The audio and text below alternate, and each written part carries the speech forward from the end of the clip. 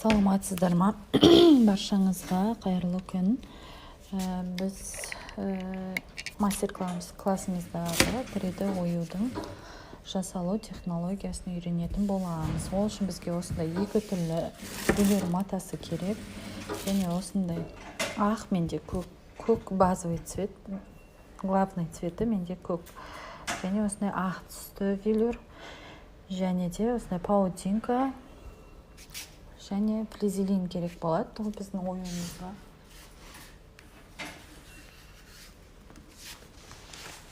Флизелин кесе аламын.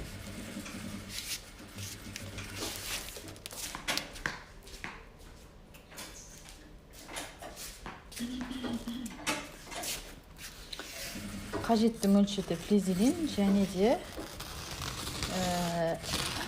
3D оюды шығару үшін бізге поролон керек болады. Алдыңғы мастер-класстарымда мен 3D оюдың басқаша жолын көрсеткенмін. Енді бұл жолы мүлдем басқаша түрін қолданатын боламыз. Және бұл 3D түрі оңайырақ алдындағы сабақтарға қарағанда. Бізге керек болатын осы заттар. Және қайшы, ручка деген заттар керек болады. Бізге осындай, мен көбіне матаға сызуға осындай ручка пайдаланамын және қайшы. Енді біз кірісеміз. Менде осындай трафарет бар. Еще оюдың осындай трафаретін қолданып оюды сызып аламын. Мен оюды мына көк түсті велюрға сызам. Барлығынан бізге квадрат қиып алу керек. Поролоннан да, ақтан да және мынау астыдағы көк матадан да квадраттар қиып алуымыз керек. Өлшемін қазір сабақ барысында айтатын болам. Бізге бірінші біздің құрақтарымыз 12 сантиметрде 12 сантиметр болады. Бір осындай оюымыздың жиегіне 3 түрлі құрақтың түрі түседі мына жерге. 1, 2, 3.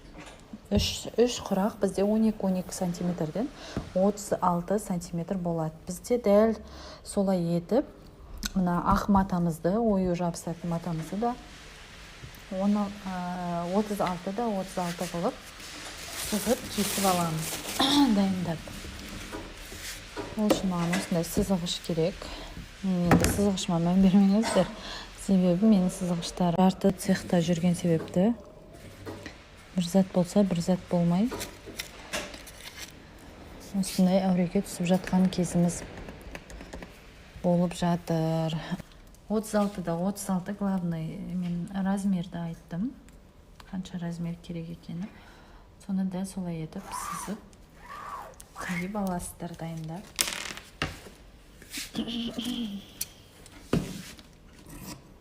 Бұған бізді бұл ақ велюрға біздің оюымыз жабысатын болады.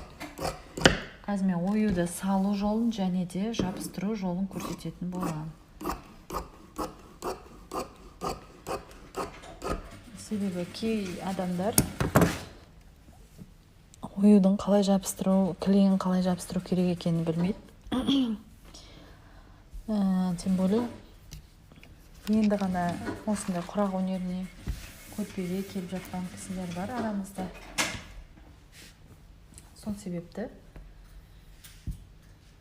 барлығын осылай көрсеткенім дұрыс болар деген ниетпен. Ал бізде мына ою сызатын материалымыз 32-де 32 болады. Бұған біз оюымызды салып аламыз суретін. 32-де 32. Шатасып кетпеңіздер. Ақ велюрімізді 36-да 36 қыламыз. Және мынау көк велюрімізді 32-де 32 қыламыз. Қазір тігу барысында оны түсінетін боласыздар. Қалай бұл 32 не себепті екенін.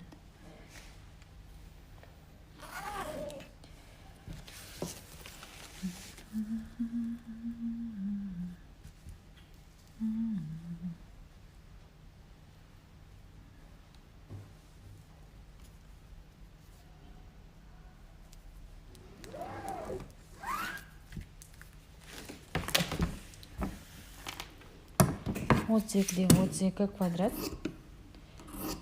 қиып аламыз. осыған оюымыздың суретін салып аламыз.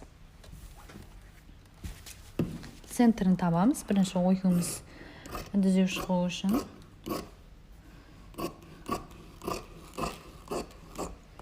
Міне 32-де 32 қылып сызып алдым. Енді центрін тауып, дәл ортасын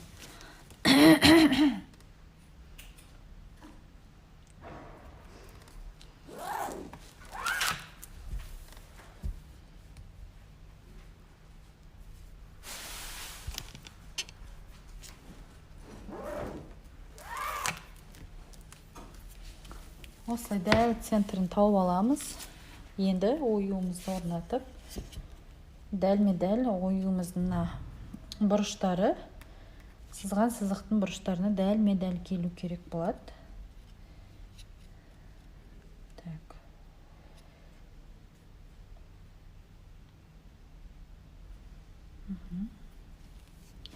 Осылайша оюымыздың суретін салып аламыз. Негізі 3D-ға жіңішке оюлар жарамайды. 3D-ның 3D екенін көрсетпей қалады менің ойымша.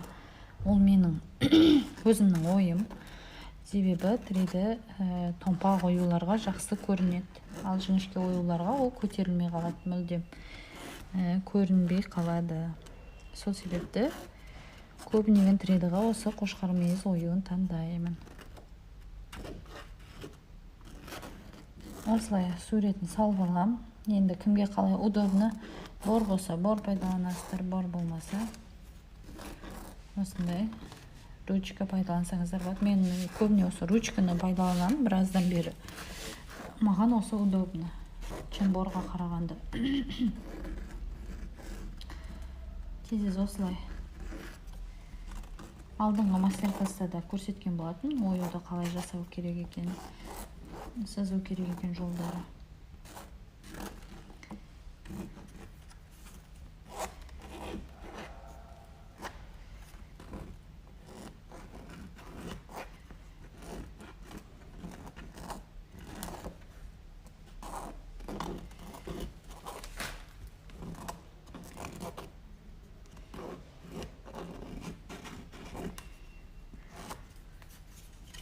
Міне біз суретін салып алдық. Оюымыздың енді бұған біз клейін жабыстыра аламыз. Клей бізде паутинка деген жаңағы сол клейіміз біздің. Двухсторонный клей деп айтады. Бұны екі жағы да жабысады.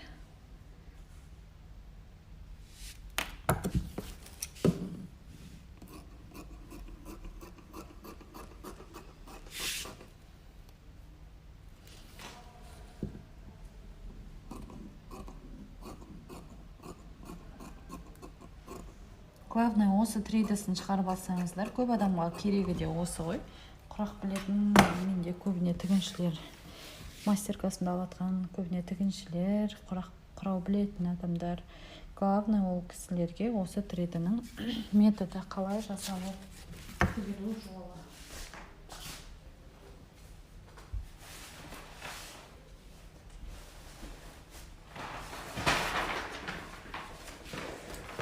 Мен енді бұл паутинканы жабыстыруға осындай оракылдың арты деп айтамыз ғой.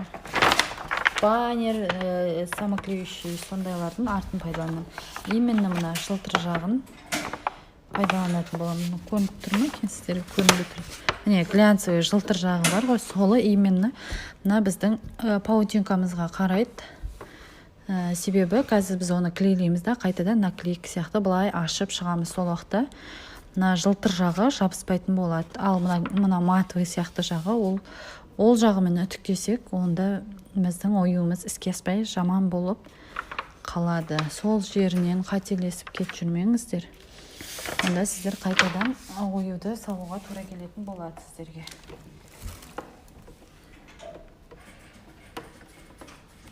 Енді үтігімізді қыздырамыз.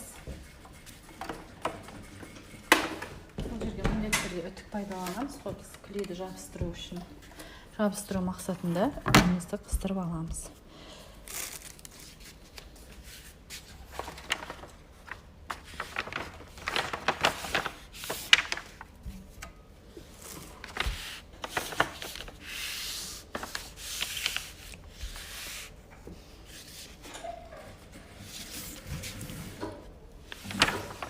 Бөлшегім әлі қызбаған. Енді бастап қызып келе жатыр.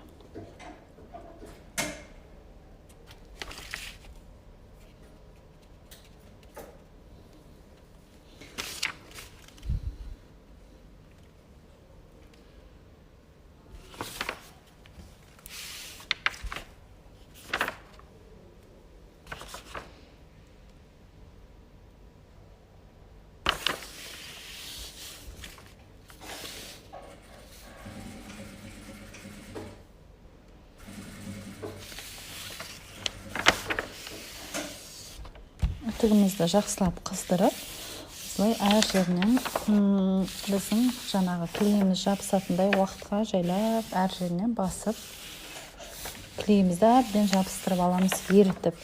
Ол еріп барып жабысатын нәрсе паутинка деген. Сондықтан осылай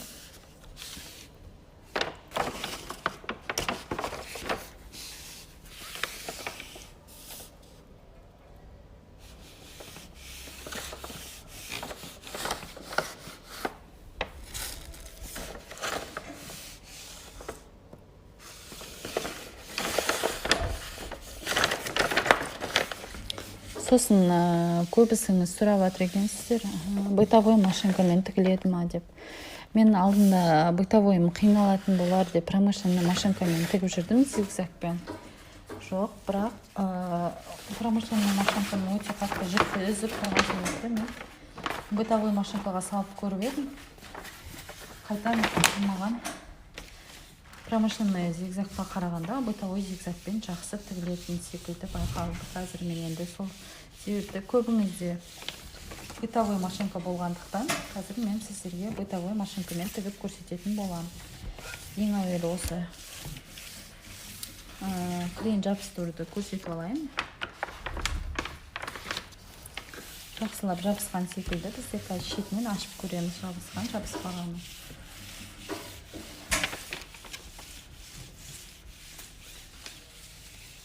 Тағы бір ескерте кететін жағдай, осы клейін жабыстырып жатырған кезімізде біз пар қолданбаймыз. Мүлдем пар қолданбайсыздар. Пармен қолдансаңыздар, сіздердің жаңағы клейлеріңіз дұрыс жабыспай қалуы мүмкін. Қағаз ба, мынау не дегенмен, бергі беті қағаз, әрі беті наклеюші жылтыр болғанымен, бергі беті қағаз. Сол үшін қағазымыз су болып жыртылып қалуы мүмкін. Мен енді лазермен кестіретін болғасын бұлай біраздан бері жабыстырып, қолмен қимадым, біраз болды. Қолмен қиюды пайдаланбай жүргенмен. Енді ашып қараймыз шетінен. Қарасаңыздар, бағана біздің жалбырап қой, осыдан абай болыңыздар. Ыстық қой мынау әлі. Суымай тұрып өстіп не істесеңіздер, клейлер жабысып, мына беттің клейі мына бетке жабысып қалды. Сол себептен ашып жатқан кезінде бір-біріне жабыспайтындай қылып, абайлап ашу керек болады бізге. Беті бір-біріне қарап қалса, уже тағы да ол жерде де уже сіздің ойыңыз жарамай қалуы мүмкін. Енді қараңыздар, бағана жалбырап атқан клей бізде уже еріп, мына жерге жабысып қалды. Жылтырап жабысып қалды. Енді біз бұны кішкене суытуымыз керек. Ол суым дегенше біз поролонымызды дайындай беруіміз жөн болар. Поролон бізде 1 сантиметрлік поролон керек болады.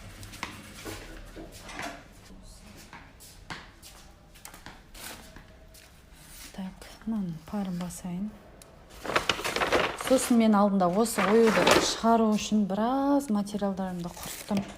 Себебі қайта тігіп, былай тіккен дұрыс шығар, былай тіккен дұрыс шығар деп біраз матамды құртып алдым. Біраз уақытым да кетті.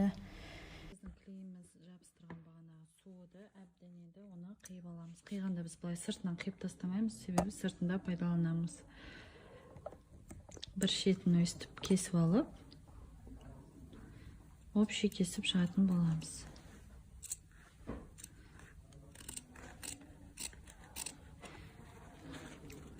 Тегіс өстіп кесіп аламыз союды.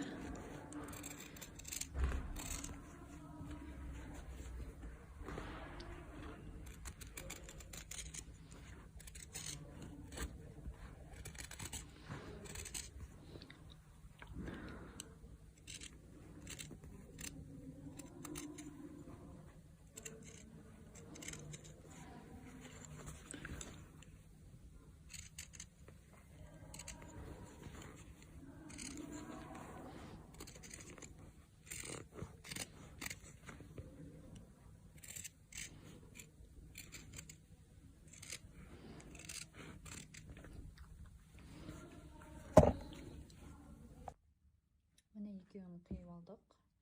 Мынау іші, мынау сырты. Мен жастыққа сыртын пайдаланамын көбіне. Қазір енді осыны жабыстырып, қалай 3D шығару керек, сол жолын көрсететін боламын.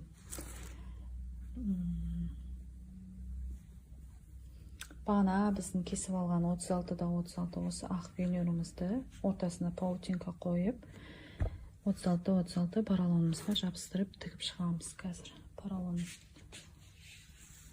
паутинка салам.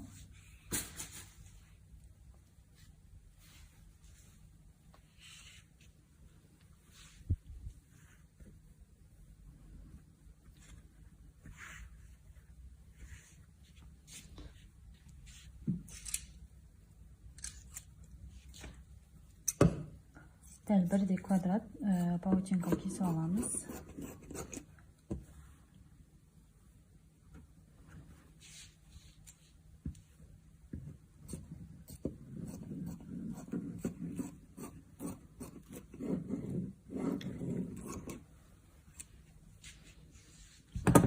Паутинкамыз кесіп алдық. Енді велюрді орнатамыз.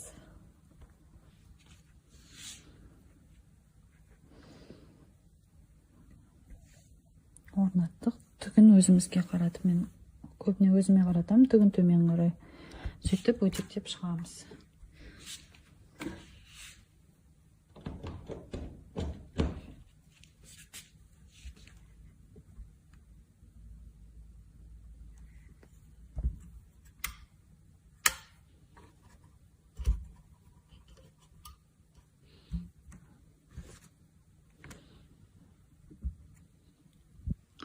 Главный осы біздің немізді, трейдімізді шығарады. Целый поролон. Бұрын деген ана поролонды ою олып кесіп. Алдыңғы мастер-классымда солай көрсетілген.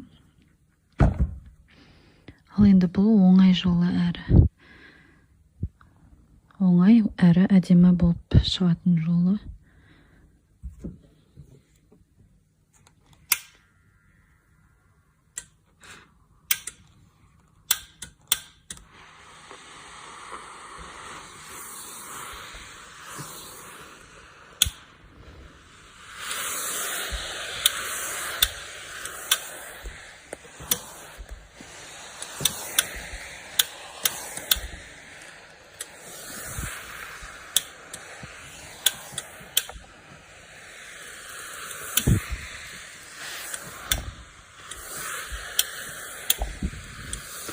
Жан-жағын бәрі ашылып кетпейтіндей қылып жабыстырып аламыз.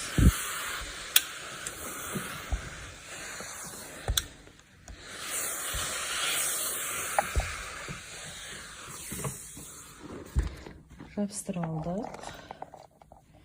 Енді оған оюымызды орнататын боламыз. Оюымыздың сырты.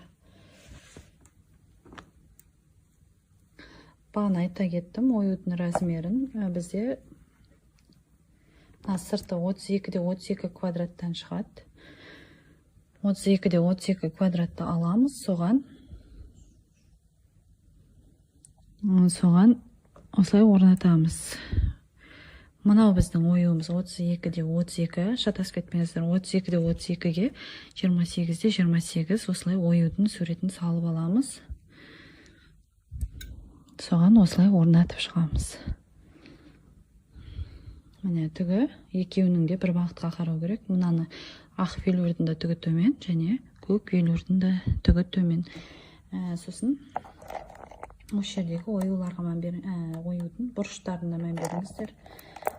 Бұрыштары дәлме-дәл бұрыштарына түсу керек.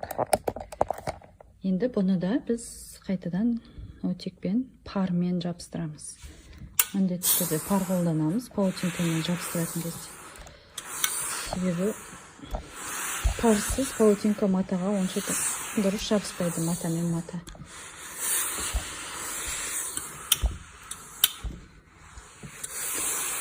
Матаның өзіне, паутинканың өзін жабыстыратын кезде пар қолданбаймыз. Ал матаны матаға через паутинка арқылы жабыстыратын кезде міндетті түрде пар қолданатын боламыз. Менің қолым әбден шығып қалған екен, лазерден ою кесіп жүргізім. Нешемдерге қисықтар кетіп қапты.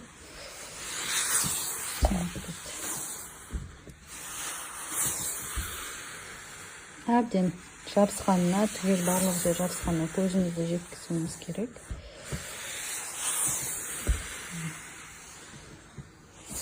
Түгел жабыстырған жоқ.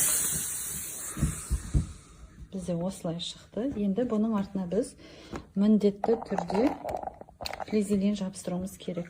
Мен флизелинсіз де істеп көрдім, флизелинмен де істеп көрдім, неше түрлісін істеп көрдім. Мына жер бізде дұрыс жабыспаған. Жабыстырамыз. Флизелинсіз істегенім менің қате болып шықты. Флизелинсіз істегенде тірейді вообще шықпады, астына тартып кетіп тұрды матаны. Мен өзім бұл тірейдіні шығарам дейінше біраз солай маталарды бүлдірдім әбден. Әйтеуір соңында шығардым.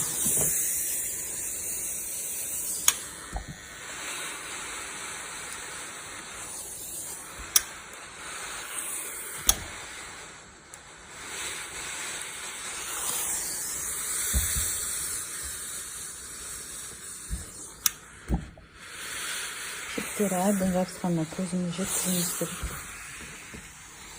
Ашылып кетіп, жатқан кезде белуріміз жиырылып қыржын болып қалуы мүмкін. Міне енді артына осымен бірдей флизелинді жабыстырамыз. Қатты түрін пайдаланамын флизелиннің.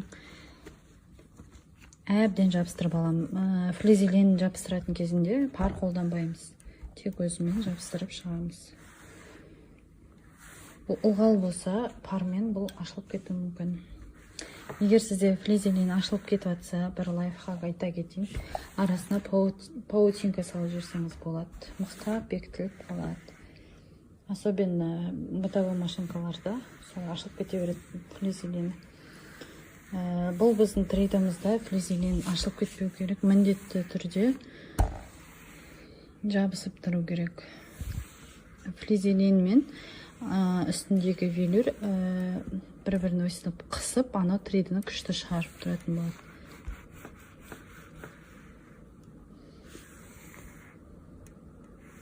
Поролонды қысатты флизелин мен велюр. Сөйтіп арасындағы поролон трейді болып әдемі шығып тұратын болады.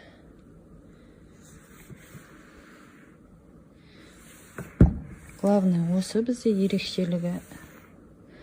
Ешқандай да қиындығы жоқ, бірақ бұның өзінің қиындығы жоқ болса да мен бірсе анандай қылып тігіп, бірсе мынандай қылып тігіп, бұны мен өзім біраз материал бүлдіріп шығардым. Флизелинсіз пайдаланды. Қайта-қайта тіге бергенмін ғой, флизелинсіз сөйтіп шықпай қалыпты. Трейді астына қарай тартып кетіп тұрды. Қазір мен сіздерге көрсетіп жүрейін.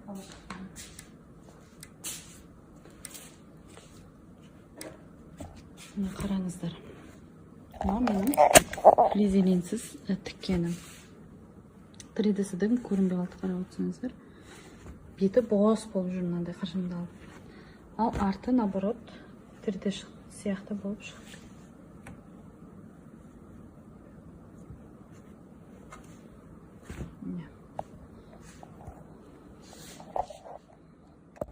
Кейін артық жерлерін кесіп тастаймын. Уже әбден менде жабысты. Артық жерлерін кесіп тастаймын. Флизелинді сөйтіп тігуге кірісетін боламыз. Қазір тіккен кезде тағы көрсетіп отырамын. Өте әдемі шығады. Қарап отырсаңыздар. Клеймі жабысып қалды.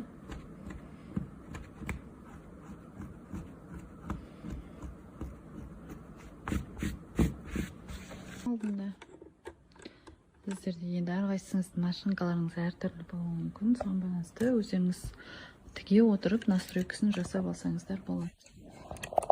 Осылай зигзагтап шығатын боламыз.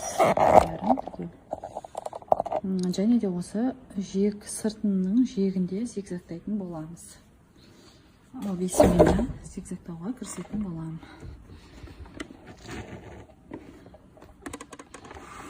Мында өте тақалып тұр екен.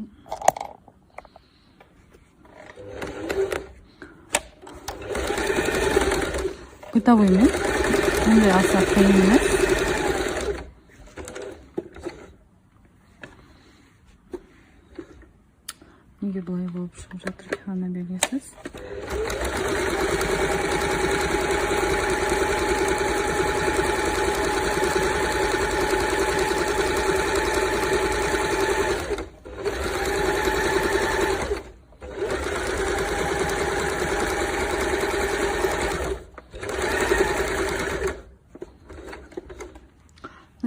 менде алдыға қарай жаңа жүріп кетті, сол себепті ілінбей қалдық. Оны қазір соңында қайтадан басып өтетін боламын.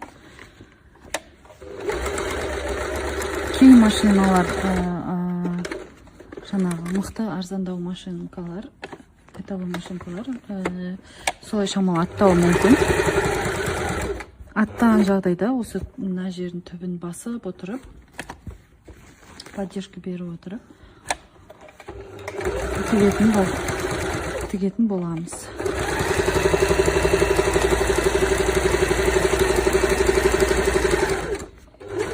Және де айта кететіні, подсвет жеп болғаны дұрыс. Менде кішкене серый жеп болып кетті. Подсветті көрінбей қалады.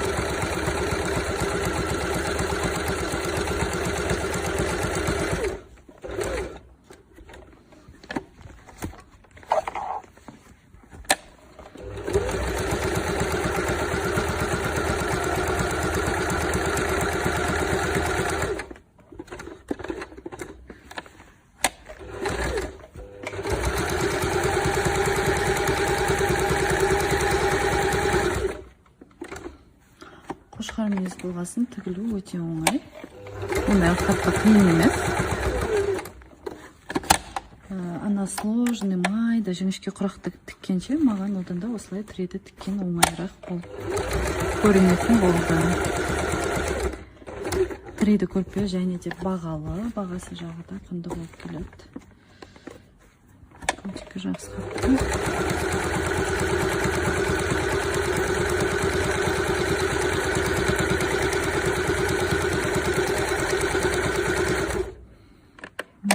Аттап кеп жатыр кейбір жерлерін. Мына жерінде аттап кетті кішкене. Если сіздерде солай аттап кетіп жатқан жерлер өте көп болса, сіздер қайталап үстінен тігіп жерсеңіздер болады. Тағы да зигзаг бір өтсеңіздер болады.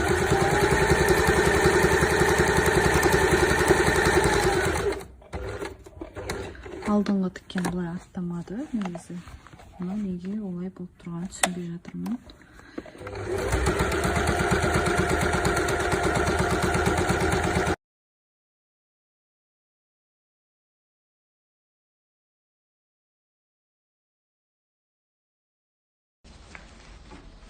Қайырлы күн баршаңызға.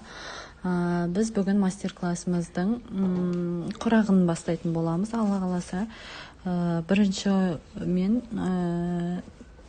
ұлу дейді, амандасу құрағы дейді, ұлудың ізі дейді, сол құрақты құрап көрсететін боламын. Бұл біздегі бірінші түрлі құрақ болып есептеледі. Одан кейін тағы да 3 түрлі құрақтың түрін көрсететін боламын. Ол үшін бізге осындай наперник, мен қазір қолымда қатты наперник матасы, негізі ақшыт, мынандай ақшыт матада негізі астына құрақ құрауға жарай береді. Бұл ақшыт мата, бұл менде өте жұқа түр екен, қатты түрлері болады, крахмалы қаттырақ, мынау өте жұқа түрі, кеше біз қателесіп алып қойғанбыз. Бұл бізге жарамайды, құрақ өте мықты үлбіреп атқан түрі екен. Сосын мен орнына осындай наперник деген мата алдым. Бұл қатты бидай шүберек сияқты мата. Бізден құрақ шығу керек, 12-12 сантиметр блок шығу керек бізден. Мен сол 12-12 сантиметр блок шығу үшін астында осындай бөзін 2 сантиметрге үлкен қылып аламын. Жетпей қалғанша кішкене артық қалғанын дұрыс көремін. Мынандай сияқты ғой, бұл енді слишком үлкен болып алынған. Бұл басқа құрақ, негізі сондай сияқты артық болып тұрады кішкене. Енді бізге бұл құрағымыз біздің 14-14 құрағымыз астына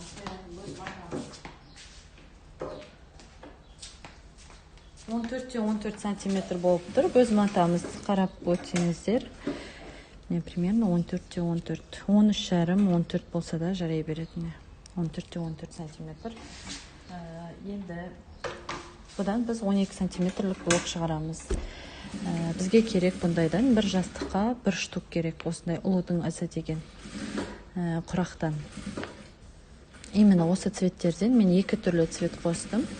Осы цветтерден бір штук керек болады жастыққа. Ал көрпеге тігетін болсаңыздар, сіздер көрпеде бізде 13 дейін отырмын. Көрпеде бізде 3 ою болады. Бұл 3 оюға біз каждый оюдың жеңіне бір штуктан қосамыз. Сонда көрпеге осындай ұлудың ізі осы түрлі құрақты қосатын болсаңыздар, 3 штук қосатын боласыздар. Енді мен сантиметрлерін әдейі жазып қойдым сіздер, чтобы қарап сразу тіке беретіндей қылып, мен матаның сыртына жазып қойдым сантиметрлерді. 3 сантиметр, 5 сантиметр, 7 сантиметр және 9 сантиметр. Өстіп квадрат дайындап аласыздар. Осындай екі түрлі цветтен, ақпен, қандай цветпен тіккіңіз келеді. Менде осындай серый сияқты цвет. Көкке де жатады, бұл енді хамелеон болып тұр бұл цвет менде. Сондықтан мен осындай екі түрлі цветті алдым. Біздің базамыз осындай цвет болады, жастығымыздың базасы, оюымыз да осындай цветтен болады. Осы ортасын неге бөліп қойдым мен осылай? Біз кесіп шығамыз. Каждый. Тек қана мына 3 сантиметрлікті кеспейміз. 5, 7 және 9 сантиметрлікте осындай қылып, мен дайындап қойдым уже. 3 бұрыш қылып кесіп шығарамыз. Бізге осылай 3 бұрыш қылып кесіп қою керек. Ал мына 3 сантиметрліктер кесілмейді, ол квадрат күйінше түседі. Қалғандары ортасынан осылай бөлінеді сызып қойған бойынша. Енді біз тігуге кірісеміз. Жайлап бисмилля деп машинкамызды қосайын. Біз бөз матамызға жаңағы 14-14 бөз матамыздың дәл центрін тауып алуымыз керек. Бірінші құрақ құрамас бұрын басынан бастап центрін тауып аламыз.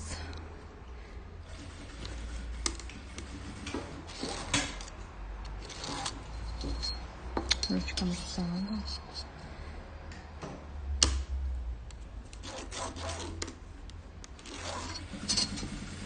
Енді дәл алдында штатив тұрғасын маған кішкене неудобно болып тұр. Дәл өсіп, біз көз түсіретін центрімізді тауып аламыз. Мен көбіне бұлай прямой эфирлерімді қарап отырсаңыздар, көзін бүйтіп каждайын сызып отырмаймын. Осылай қолмен үтіктеу арқылы дәл центрін тауып аламын. Кішкене енді бір жағы ұзын, бір жағы қысқа болып тұр. Өстіп центрін тауып аламын негізі. Мінекей.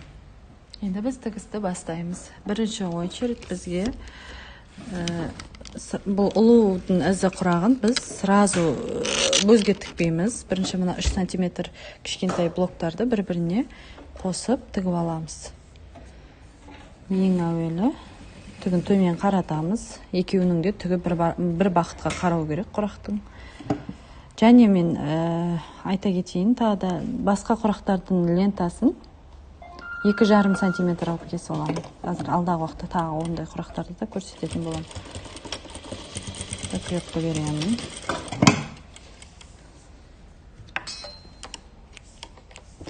Екеуінде осындай бізде 4 штук болады.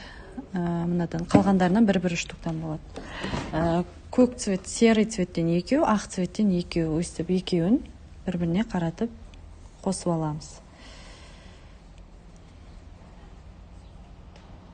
Бұл құрақты мен қиын сынып жүргенмін басында тікпей, бірақ бұл өте оңай құрақтың түрі екен. Көп адамдар қолдана бермейді, біле бермейді екен.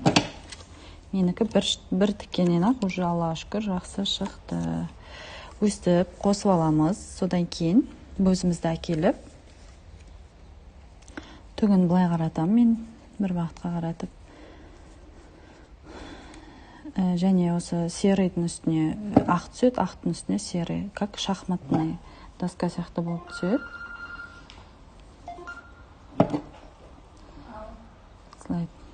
Тігісті ортасын ашып, лапканың жиегімен, міне қарап отырсаңыздар, лапканың жиегімен жүргізем. Көп адамдар сұрайды, менің құрағым қисық, құрағым түзеу шықпайды деп. Неге? Себебі осы лапканың жиегімен ұстап отырмағандықтан деп ойлаймын. Лапканың жегімен ұстап отырған болсаңыздар, ол деген түзеу шығу керек. Сосын мына қосылған жер, мысалы ақ пен көк серый цвет қосылған, дәл солайынан мынау бетпе-бет түсу керек бізде. Бисмилля тиеміз. Бұлай ортасынан бастасаңыздар да болады. Кейде велюр жылжып кетеді, ол бұл өзі. Сондай мата болғасын. Осылай ортасынан тігіп алсаңыздар да болады, немесе сразу басынан тіксеңіздер де болады. Мен негізі өзім басынан бастап тікпесем, сіздерге көрсетіп жатырғаным түсінікті болсын деп. мінекей ашып қараймыз. Қараңыздар, бізде чуть-чуть разница болып кетті, кішкене былай аққа қарай жылжып кеткен екен. Ештеңе етпес. Енді қараңыздар, бізде көктен басталып тұр, көктен бастаса, значит, біз оның үстіне осылай. Көктем енді серый деймін, қателесіп кетпеңіздер өздеріңіз. Былай қараса, бір қарағанда көк, бір қарағанда серый сияқты болып тұр, себебі. Көктен басталып тұрғасын біз оның үстіне көкті тігетін боламыз. Қайсысынан басталады, жоғарысында қайсысы тұрады, содан соны сол цветтен тігеміз жалғастырып. Қарап отырыңыздар мұқият. Міне. Бізде ақ кішкене жылжып кетіпті. Оның үстін қарап отырсаңыздар, ақ мына қарай жылжып кеткен. Жоқ, біз оның дәл сол жегімен тікпейміз, кішкене резиновый, созылмалы мата болғасын кішкене былай қарай жылжып кеткен. Ол сіздерге көрінбеуі мүмкін, бірақ ақтың несі түгі мынақта тұр. Енді міне ақ, мына жер ақ болғасын, біз оның үстіне ақ түсіреміз, ақтан бастап түсіреміз. Мінекей, ашамыз. Дәл солай қайталаймыз. Мына жерде бізде көк уже, көкті түсіреміз. Дәл солай бұл қайталанып отырып тігіле береді. Главное бізге бұл жерде қиыны размерін шығару ғой. Размерін дұрыстап анықтай алмайды көп адам. Мен де бірнеше матаны бүлдірдім, өстіп размерін дұрыс шығару үшін қайта-қайта тігіп. 12-де 12 размер шығару үшін осылай жалғасып тігіле береді.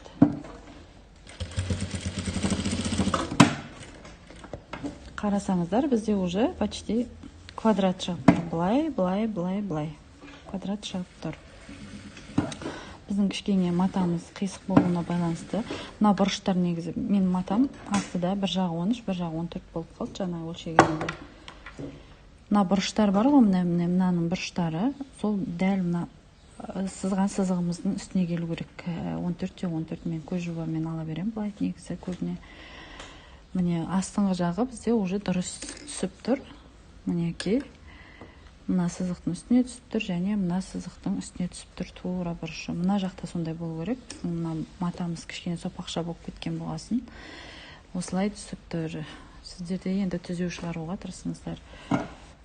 Бірақ ондай қателіктер кішкене ештеңе етпейді. Негізі главный бізге блогымыз шығатын, блогымыз дұрыс шықса болды. Енді міне бізде ақтан басталып тұр. Оның үстіне дәл солай жаңағыдай жалғаса береді.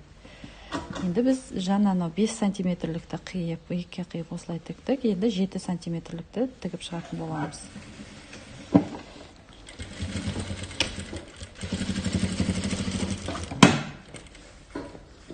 Ашып қараймыз, мына жеріміз дәл келіп тұр, орнында тұр. Енді мына жерге көк цветтен тігеміз. Кені бізде көк келіп тұр.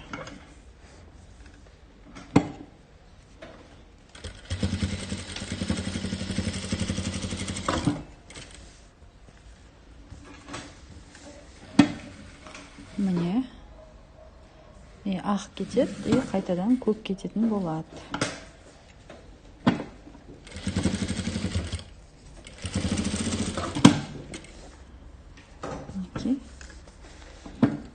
Почти біздің уже құрағымыз, блогымыз дайын болуға жақын қалды.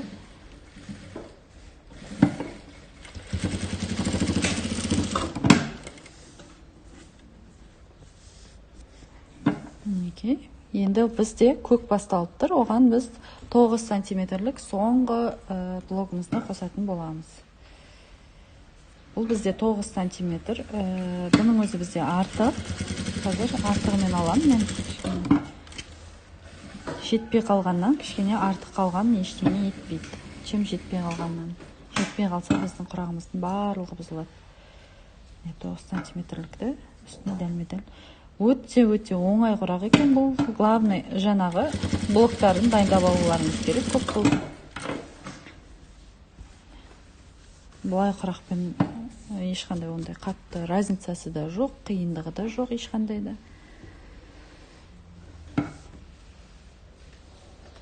Размерін дұрыс білсеңіздер болғаны.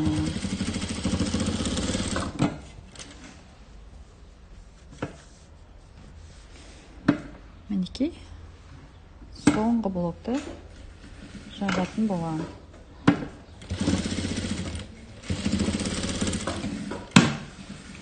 Қарап отырсаңыздар, өте оңай.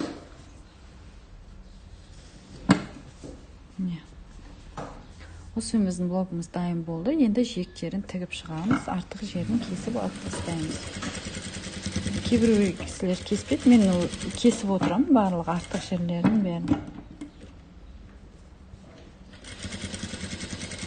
Кеспей солай тіге беріп, артынан кессе де болады артық жерлерін. Бірақ мен өлшеп алам, сразу кесемді, өлшем 12 сантиметрмен де шықты ма, шықпады ма, оны өлшеп отырам.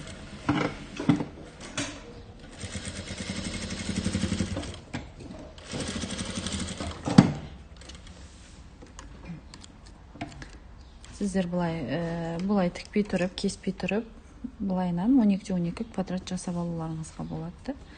Міне, біздің осымен блогымыз дайын, арты осылай болып шығады. Мен артық жерлерін кесіп тастайтын болам қазір.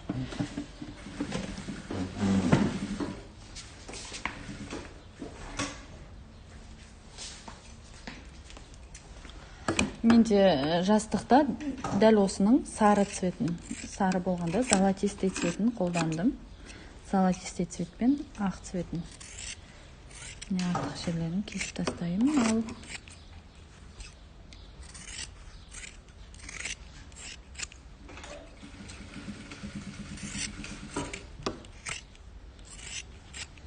міне, бізде уже 12-12 блок дайын болды.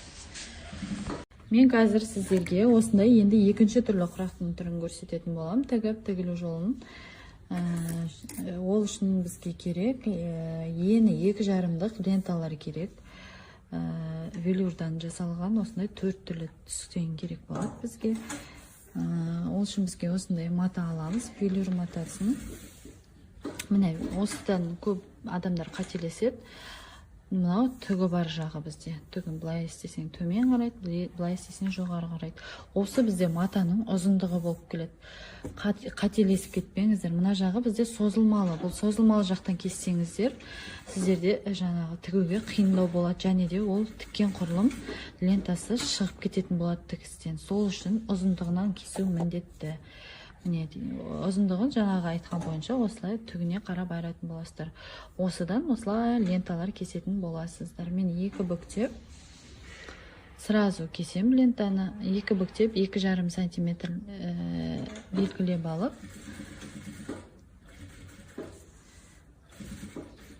бізде қазір кішкентай мата, сіздерге ыңғайлы болсын деп көрсетуге.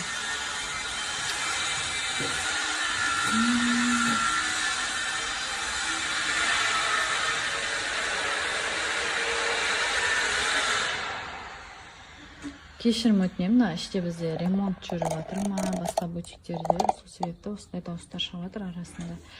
2,5 сантиметрді осындай ленталар қиып аламыз. Ұзындығынан қателесіп кетпеңіздер, енінен созылмалы жағынан кесіп қоймаңыздар. Сол үшін ғана көрсетіп тұрмын.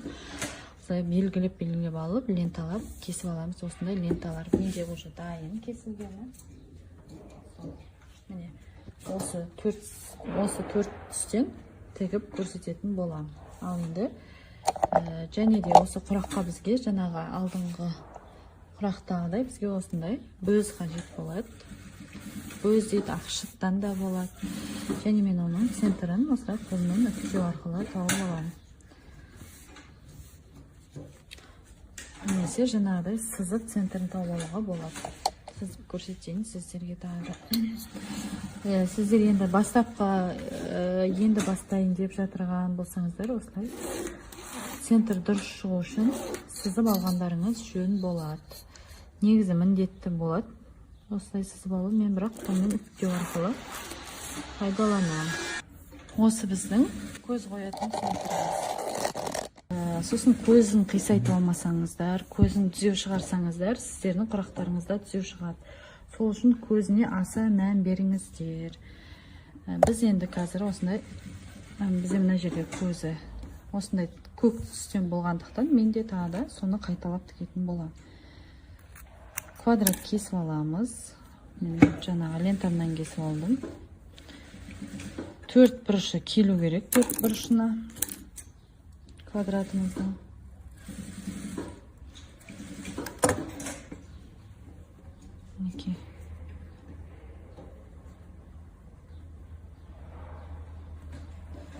Міне.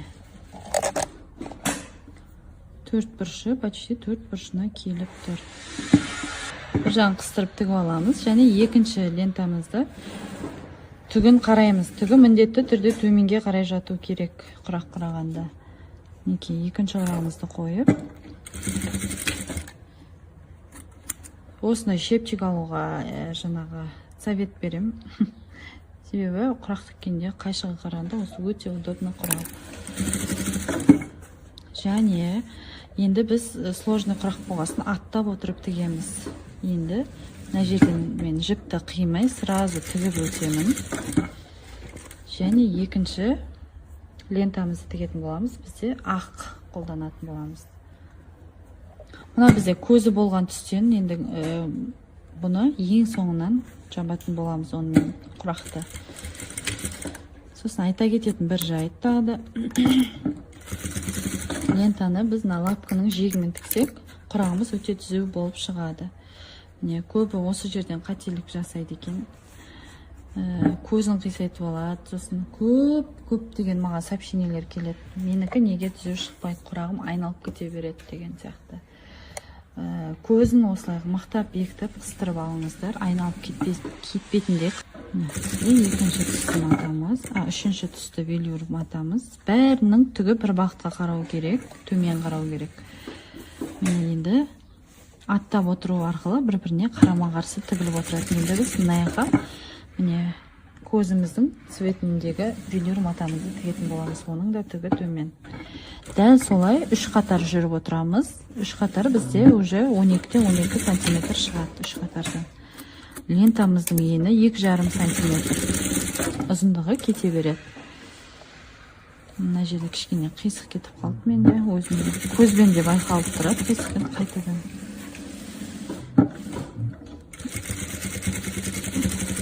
Көзбен мұқият қарап отырып тіксеңіздер, көзбен де өлшеп тігуге болады. Мысалы, мына жерде енді қарап отырсаңыздар, мына қоңыр матамыз кішкене шығыңқы, және осы көк түсті матамыз кішкене шығыңқы, осындай сантиметр шығыңқы болып тұр.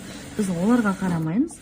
Біз мына ақ лентаның бойымен қарап, үстіне түсіреміз. Ақ велюрді тағы да солай, дәл осылай 3 қатар түсіріп шығамыз.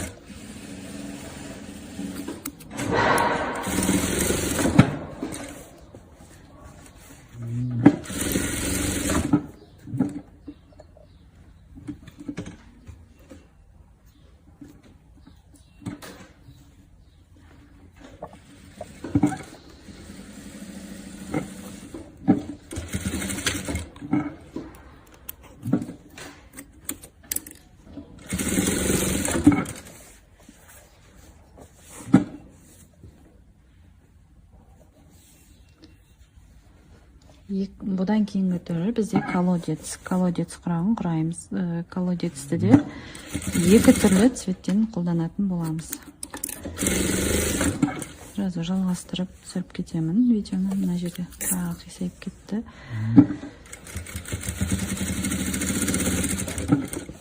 Бұл түк бұл жаңа оң терісі болғасын кейбір кезде лақтырып тастайды да, лапканы қисайтып жібереді.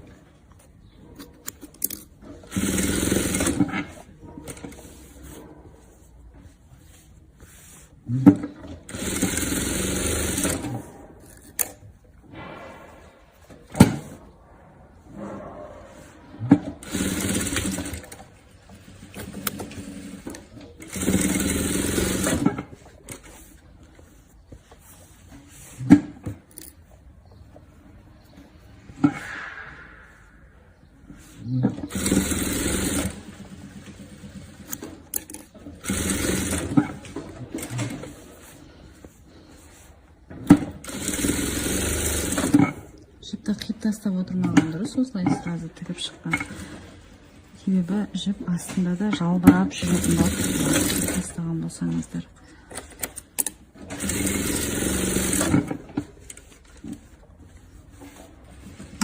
Енді бізде жабамыз блогымызды 3 қатар 1 2 3 1 2 3 көзді қоспағанда 3 қатардан бірге болып шығу керек. 4 жағы да 3 лентадан түсу керек. Сонда бізде 12 сантиметр шығатын болады. Осымен біздің блогымыз дайын. Енді артық шектерін кесіп алып тастаймыз. Дәл осындай болып шығады. Дайын жерге салайын. Сразу мінекей арты осындай тап-таза болып шығады. Ол үшін бізге тағы да осындай бөз мата 14-14 см керек, және осылай ені 2,5 см золотистый велюр лента және ақ велюр керек болады. Осы екеуін араластырып отырып, екеуінің де ені 2,5 және ұзындығы кете береді. Ұзындығында шектеу жоқ. Өздеріңізге қалай удобно, солай ұзындау қылып ала берсеңіздер болады. Көзін мен ақтан салатын боламын. Осы мен лентадан сала беремін. Және мен қолмен үтіктеу арқылы центрін табамын.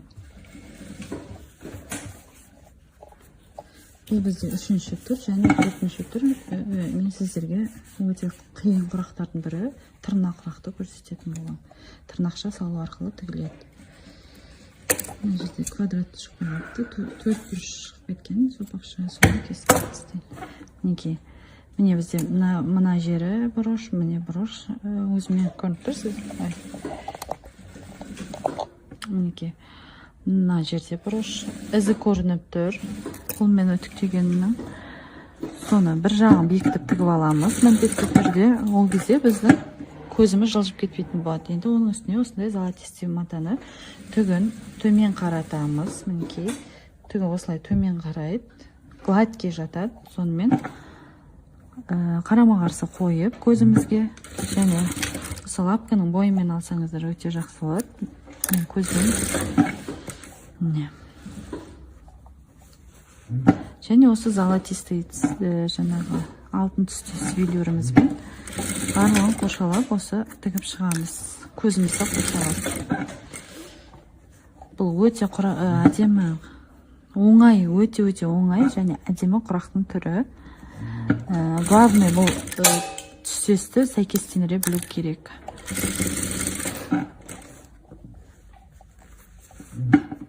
Көз бізде кішкентай болады, себебі біздің көзіміз 1 сантиметрге лентамыздан үлкен болуға міндетті. Мен бірақ лентадан салып жібердім.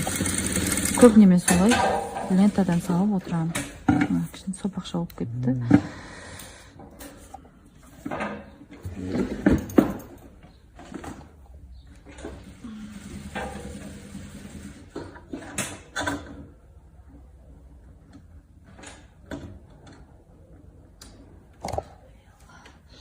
Машинамның бір бонды түсіп кетті, кешірім өтінемін, болыпты деген.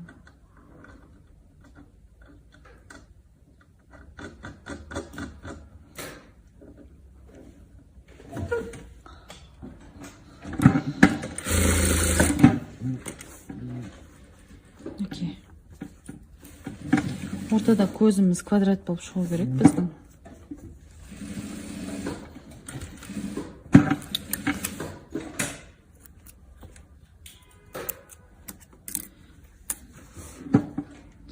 Және тағы да ақ түсін жіберетін боламыз. Мынаның үстіне голубой цветтен араластырып істей беруге болады. Негізі бар ғой, колотец түсті. Разный басқа фасон кішкене өзгеше болып шығады.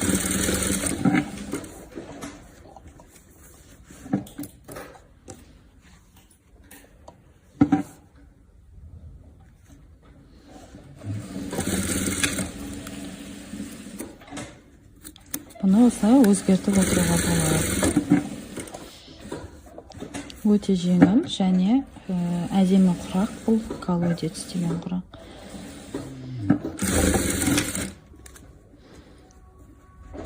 Мен өзіме ойлаймын, ең қиыны тырнақ құрақ сияқты тырнақша салып тігетін құрақ. Сол қиын болады деп ойлаймын басқа адамдарға да, себебі шамалы оның жұмысы ауырлау.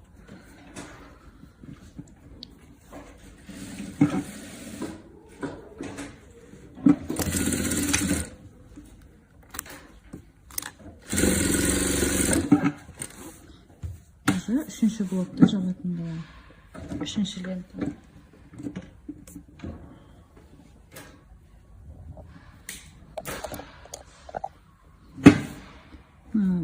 Түсі бір-біріне толығына үйлесіп тұр. Алтын түсте сөйлер, соны тесті.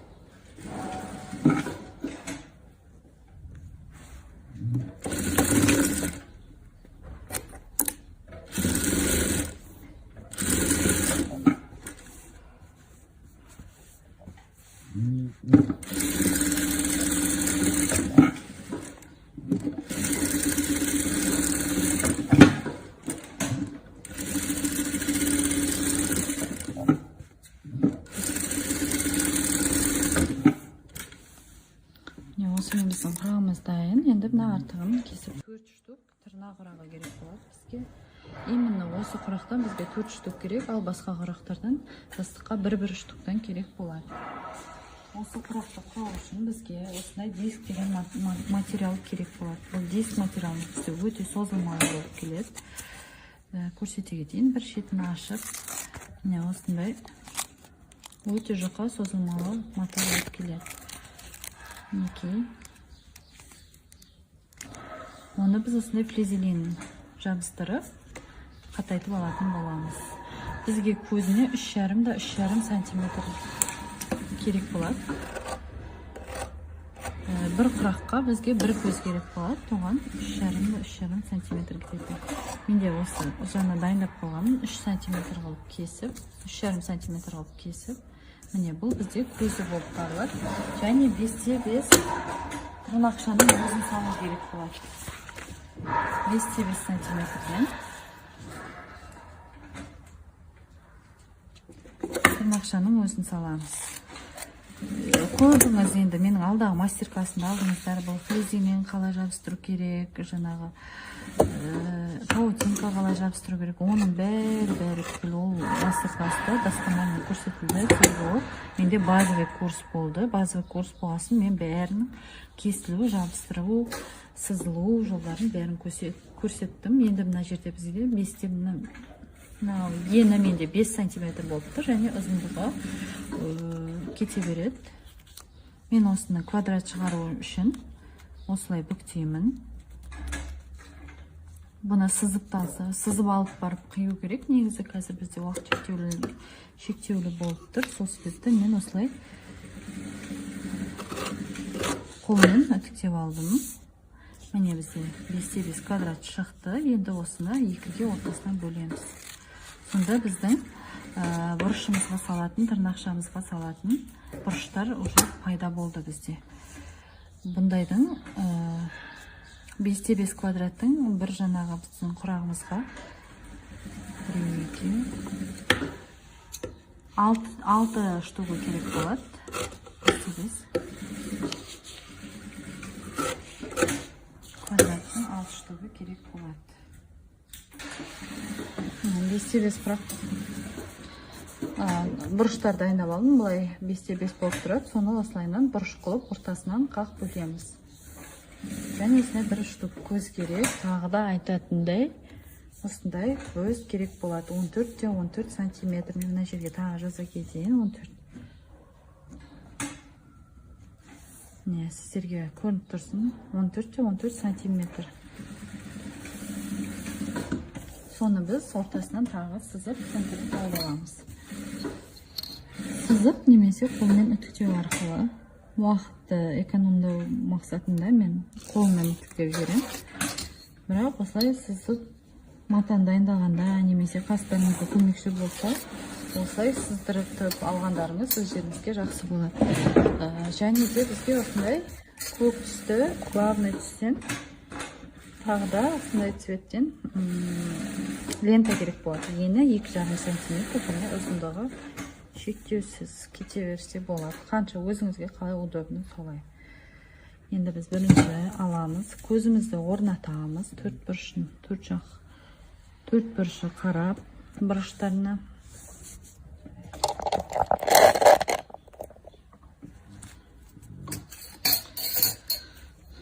Кішкене дұрыстап жіберейік.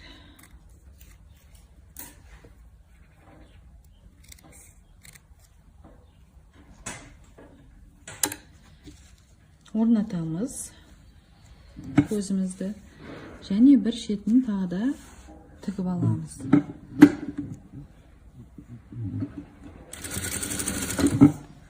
Тігіп алдық.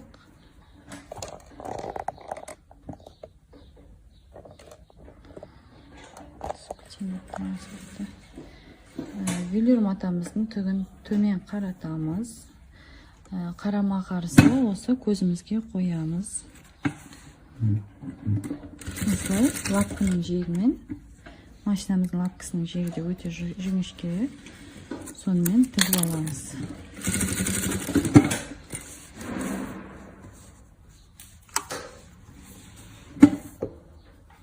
Барлық жағын бірдей етіп, қоршалап, осылай тігіп аламыз.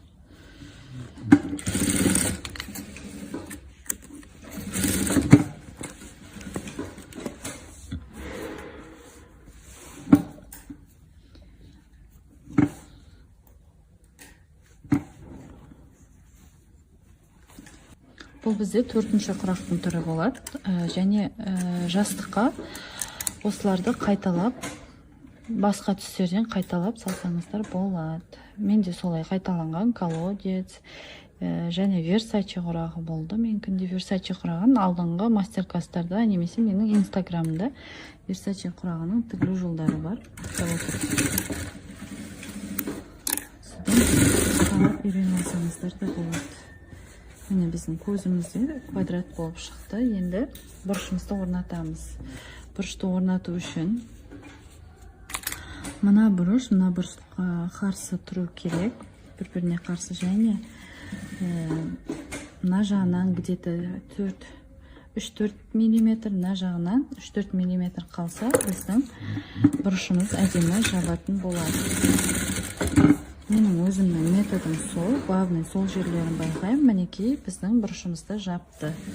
Және де дәл солай қайталаймыз. Тырнақша бұл өте қиын құрақтардың бірі. Осы тырнақшаны шығаруынан көп адам қиналады. Мына жағынан да дәл солай 4-5 мм, мына жағынан 3-4-5 мм. Әйтеуір басында екі жағынан бірдей қалып отырса, мына біздің бұрышымыз жабылатын болады, әдемі жабылатын болады. Ашып көреміз, мінекей бұрышымыз біздің жабылды. Главный велюр матамыз бізде шығып қалмау керек. Тігіліп кетіп жатыр енді.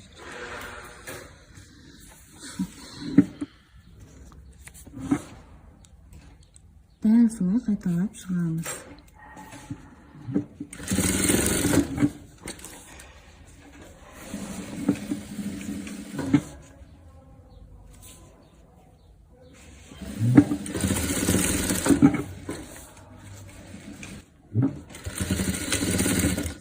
Дәл қайталап, велюрімізді төмен қаратып, осыны үстінен қайталап тігіп шығамыз. Алдыңғы тіккенде қалып. Біз астыдағы велюрмен бір тең ұстаймыз, астындағы көк велюрмен бірге.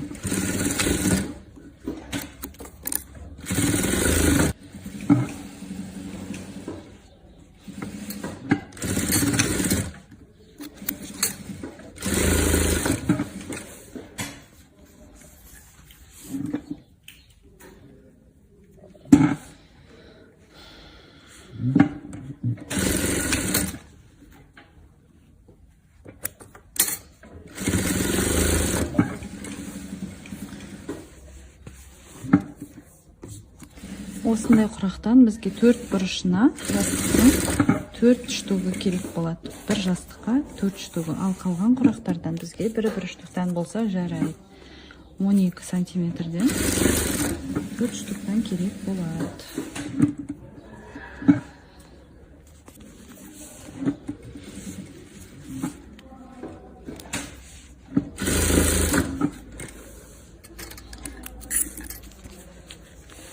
Көбісін осындай бұрыш салудан қателесіп атады. Енді жаңағыдай мен айтқан методпен пайдаланып тіксеңіздер, өте жақсы шығатын болады бұрыштарыңыз.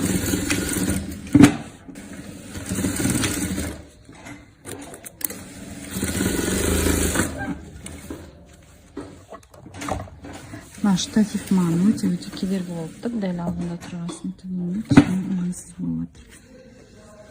Ыңғайсыздық тудырып жатыр.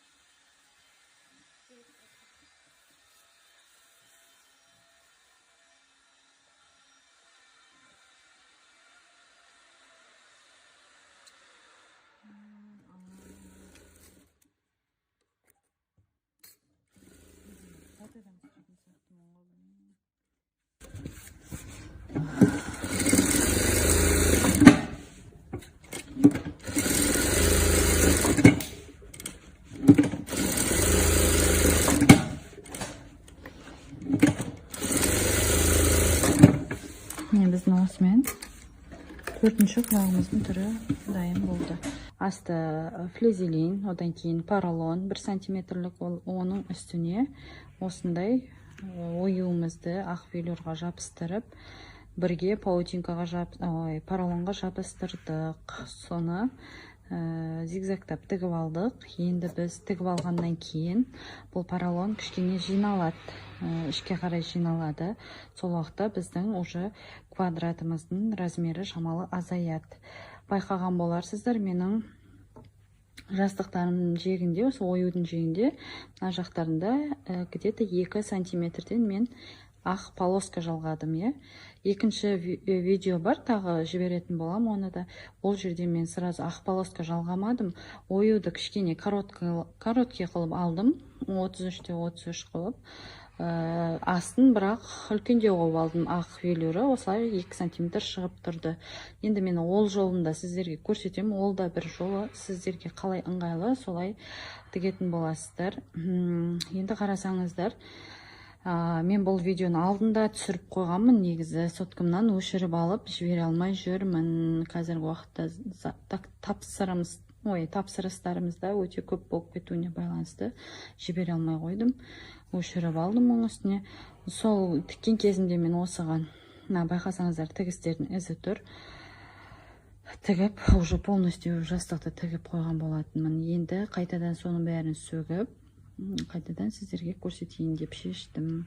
Енді мен қазір ол уақытта осы кішірейген оюымыздың жиегін тіпті қылып кесіп алдым. 33-те 33 квадрат қылып кесіп алдым қайтадан. Өйткені жиегі жиырылады дедім ғой. Жиырылғанда именно осы орта жағы қатты жиырылады да, мынандай шеттері шамалы былай қалып қояды. В общем, былайынан бітеп келіп волна сияқты болып қалады. Соны мен тіп-тіке қылып, бірдей қылып кесіп алдым. Осындай 33-те 33 шығардым. Оған мен 2 сантиметрлік полоска жалғайтын болам, ақ полоска. Қазір жалға барсын бәрін көрсететін болам. Сосын біз құрақтарды орналастыра береміз. Пока полосканы қоймай құрақтарды орналастырып аламыз. Осындай тырна құрақты мен сіздерге көрсеттім. Осы тырна құрақты біз 4 бұрышына пайдаланамыз. Жастықтың 4 бұрышына пайдаланамыз. И көрпенің дәл орталарына пайдаланатын боламыз. 4 ортасына. Осылай 4 бұрышына орналастырамыз. Қазір біздегі мынау оюымыз 33-те 33 сантиметр. Оған 36 шығу үшін біз 2 сантиметрден 2,5 сантиметрлік осы құрақ құрауға арналған лентаны жабыстырам. Тігіп шығам 2,5 сантиметрлік. Ол тігіске жарты сантиметр кетіп 36 сантиметр қалады бізде. Мінекей қарап отырсаңыздар, Мен қазір қолымда штатив жоқ, сол себепті қолмен ұстап көрсетіп жүріп тігетін боламын. Ешқандай да қиындығы жоқ. Жастық деген өте оңай, көрпеге қарағанда. Көрпенің енді кішкене күрделілеу болады. Сосын мен осындай, байқасаңыздар, узорлар қолданып жүрмін. Ойлайды көбісі, бұл узор құрақ деп. Бұл ешқандай да құрақ емес, бұл сондай узор. Біз бұны интернет желісінен мен өзім қарап отырып ерекшелеу болсын деп осындай узорларды ойлап тапқан болатынмын. Қазір бұларда хит болып кетті, уже адамдардың көбісі пайдаланып жүр екен. Осы узорларды дәл центрына орнатамыз. Мына екі жағында екі түрлі ою болады, солардың дәл ортасында осы узор болады. Мына түрі, мына шексіздік белгісі, оны да ортасына. Міне золотистый, мынау тұмаршамыз золотистый, мынау күнімізді золотистый болғасын, күн мен тұмарша бірге параллельно орнатылады. Цвет сочетанияны мен осылай аламын да. Мына жерге золотистый, мына жерге де золотистый жібермеймін. Напротив пайдаланатын боламын. Мынау да бізде бір белгі. Бұның мағынасын енді дәл қазір айта алмаймын. Не белгі екенін өзім әлі толық анықтамадым. Осылай орнатып аламыз міне. Қараңыздар, жастықтың примерно квадраты шығып тұр, Енді оған құрақтарды орнататын боламыз. Мыналар енді құрақтаға мән берсеңіздер, тігістері көрініп тұрған шығар. Мен оны сөктім, себебі жаңа тігіп қойған жастықты. Содан қарасаңыздар, мынау бізде мына жерде көк болса, оның қасына біз ақ түсіреміз. То есть мына жерде ақ пен ақ қатар келіп қалды ма, оны біз мына құрақты басқа жаққа ауыстырамыз. Мына жаққа ауыстырайық. Міне, сол уақытта мына жері көгілдір, мынау ақ, мына жерде сары, ақ пен ақ қатар келмей тұр. Солай цветтерді солай келістіреміз. Например, мына жері көкке көк қойып жіберсек, дұрыс бір-бірін ашпай қалады. Сол себепті көкке былай ақты қаратып қоюымызға болады. Немесе былай қоңыр. Қоңыр енді слишком болып кетер. Мына жерге көкті қаратайын десем, мына жерде де солай болып тұр. Былай қаратуға болады. Мына қоңыр, мына жерде де қоңыр тұр. Соның бәріне мен қараймын. Оны мен уже басқа жаққа қолданатын болам. Мына жер бізді көк емес айтқандай, мына жерге полоска түсірем ғой. Осылайынан түскен жақсы болады. Мына жерге ақ полоска түседі. Қазір көрсетем оны да. Примерно осылай орнатамыз. Мына жерде бізде тоже колодец деген құрақ. Мен уәде еткендей 4 түрлі құрақтың тігілу жолын көрсеттім. Версачи құрағын мен енді алдыңғы мастер-класста тігіп көрсеткен құрақтарды да осы мастер-классқа жібергім келіп отыр. Қарасаңыздар міне.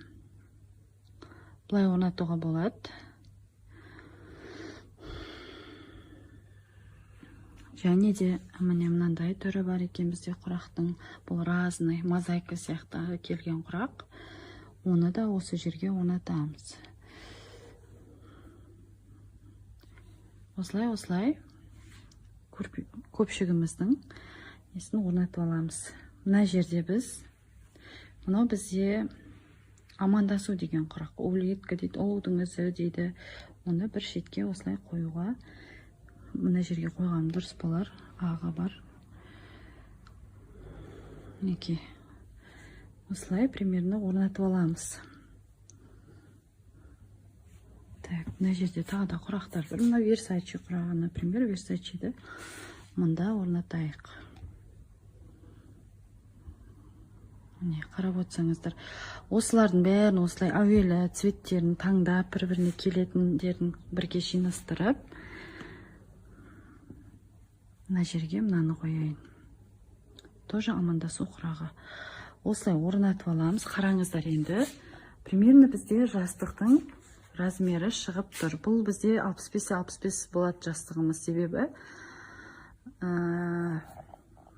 жастықтардың базардағы сатылып жатқан жастықтардың көбісі 70-те береді, бірақ ол жастықтардың бәрі размері 65 болып шығады. Егер біз қазір мына көпшіктің жастықтың тысын 70-те 70 қылып қойсақ, біздің жастықтарымызға ол дәу болып, әдемі болмай қалады. Сүйкімсіз болып кетеді, бір сөзбен айтқанда. Мінекей осылай орнастырып аламыз. Мына жерге қазір полоска жіберетін болам. Соның бәрін бір-біріне, например, жинайтын кезде мынаған былайынан құрағымызды қаратып, мына жеріне неге қыстырып аламыз инемен. Мынаны былай мынаны инемен қыстырғаннан кейін ашып, келесі жағын инемен қыстырып аламыз. Сөйтеміз де үшеуін біріктіріп тігіп аламыз. Мына жағын біріктіріп бір тігеміз үшеуін. Мына жағын біріктіріп, тоже дәл солай үшеуін бірге тігіп аламыз. Одан кейін бұларды біз мына оюымызға жалғап тігетін боламыз. Мына басы мен мына басын бірге жалғап тігеміз. Содан кейін барып ең соңғынан мына қатарды осылай тоже инемен іліп, қазір көрсететін болам. Инемен қалай іліп, жаңағы тігу жолдарын бәрін. Осылай инемен қыстырып алып, тоже бәрін бірге жалғап тігіп шығатын боламыз. Біздің енді мына құрақтарымыз тігіліп, мына оюымызға жалғанып тұрса, мына құрақтарымыз тігіліп, оюымызға жалғанып тұрса, мына аяғы да оюымызға жалғанып тұрса, мына жақ тігілгеннен кейін, мына уже дайын тұрған оюымызға былайынан жатқызылып тігіледі. Ар жағда дәл солай. Қазір тігілу жолын бәрін көрсететін болам. Просто мен қазір түсіндіріп айтып жатырмын. Теория сияқты қылып. Енді міне қараңыздар, мен жаңағы айтқан ленталарды орналастырдым. Міне 2,5 сантиметрлік ленталарды орналастырдым. Наянда орналастырдым. Оларды қазір былай қыстырып, инемен қыстырып тігіп аламыз. Осы губкамыз жаңағы оюымызға, поролонымызға жалғап, бәрін әуелі инемен қыстырып алсаңыздар, өздеріңізге де оңай болады. Мына шетінен тігіс жүретін болады, мына шетінен де тігіс жүретін болады. Мына жерге мән бермеңіздер, лазермен кесілген ленталар.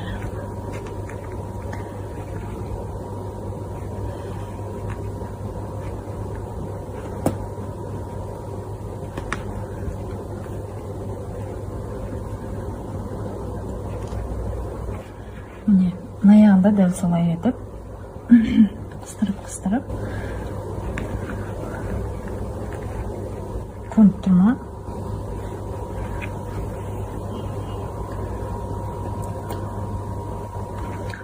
Тігетін кезде енді өздеріңіз қарап отырып, қисайып кетпейтіндей етіп тігесіздер. Міне ленталарын қыстырып алдым. Енді біз құрақтарды дәл солай жаңағы айтқанымдай алды.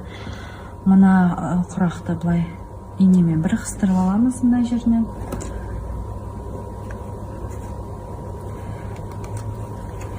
Және оны ашып, намын қыстырып аламыз енді мына құрақты.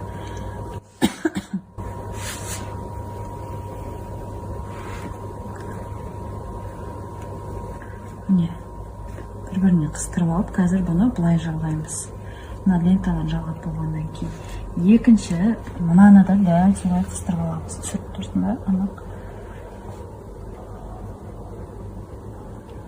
Мына узорымызға жалғаймыз.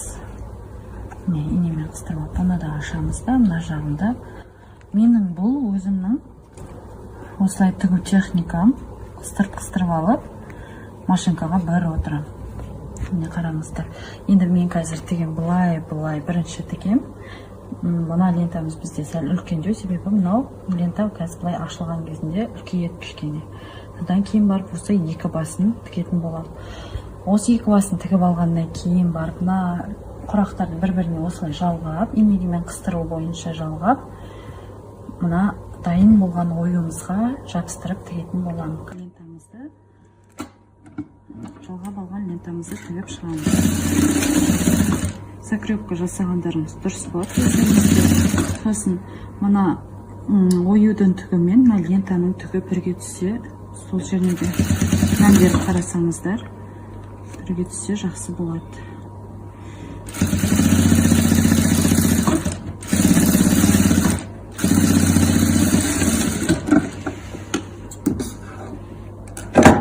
Бұны ашамыз.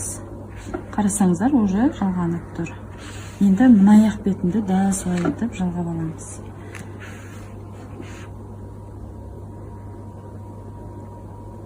Артық жерлерін кесіп тастаймыз ғой, бұнда қоймайды. Бұл менің өзімнің тігу техникам.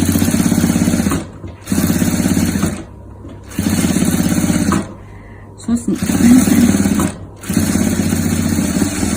бұл 3D-да бізде поролон бар ғой, жаңа айта кетейін, сол жерде.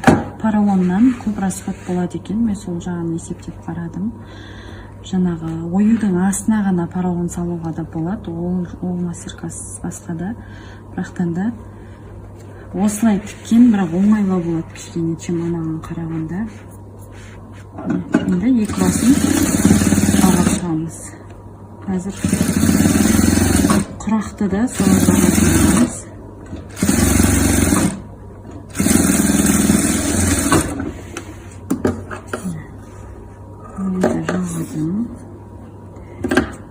Біздің оюымыз айттым, 36-да 36 квадрат алды. Ол оюымыз біздің тіккеннен кейін кішірейді. Сол кішірейгеннен кейін біз осылай түзеулеп кесіп алып, ортасы былай жиналған кезінде екі басы былай шошайып қалып қояды да, ортасы тартылып қалады. Сол біз екі бас жағын кесіп түзеулеп аламыз да, оған осылай лента жалғаймыз.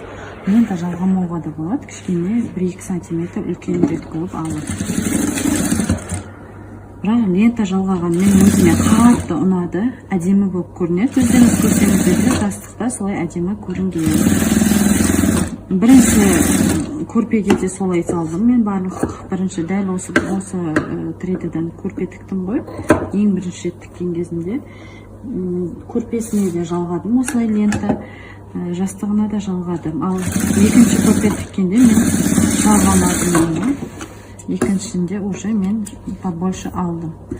Қысқарып қалатын біліп, например, оюдың ішкі размері оюдың 25 сантиметр болса, сырты коробкасымен бірге мен 36 емес, 38 где-то солай алдым. 37-38 қыл. Себебі поролон тіккен кезінде тартылып қалады диван құсап. Мінекей біздің ленталарымыз дайын болды. Енді қазір солай тұра бермесең үзіліп.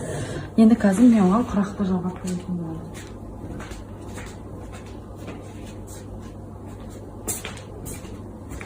Жаңағы инемен жалғап алған құрақты қойып қараймыз. Мінекей қойып қарағанда қазір мына жерлерін тікеміз. Тіккен кезінде шамалы келетін болады. Бұл бізде лентаны жалғап болғаннан кейін барып осылайнан жалғанып тігіледі. Құрақтарды инемен қыстырып алған жерлерінен ажыратып, бір-біріне жалғап тігетін боламыз. Инемен қалай қыстырылып, солай тігетін боламыз.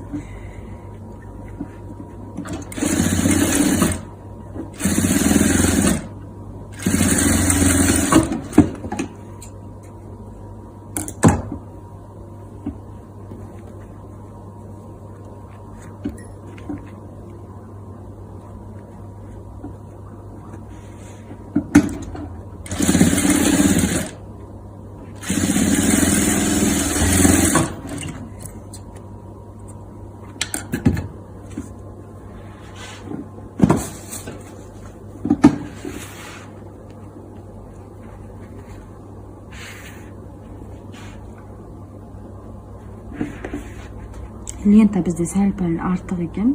Артық болғаннан кейін мен ішке қарай алдым. Лентаның ішінен алдым. Лентаны біз мен мына жерге шовқа өте аз орын қалдырып кеткен. Сол себепті біздің лентамыз сәл-пәл үлкенде болып тұр. Сіздер лапканың жиегімен аласыздар. Лапкаларыңыз жалпақ қой, сіздердің көбіңіздің бытовой лапкаларыңыз жалпақ. Сол лапканың жиегімен алған кезінде сіздердің құрақтарыңыз дәл келетін болады.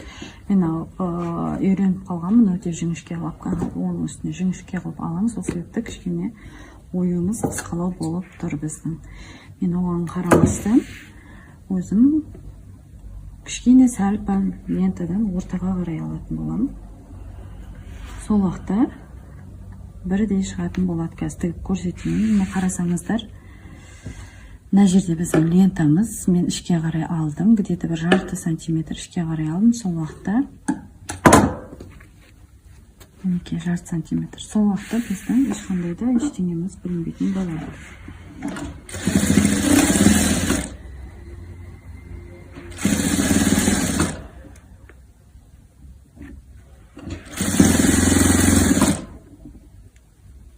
Енді сіздер лапкаларыңыздың жиегіне міндетті түрде ориентир ұстаңыздар.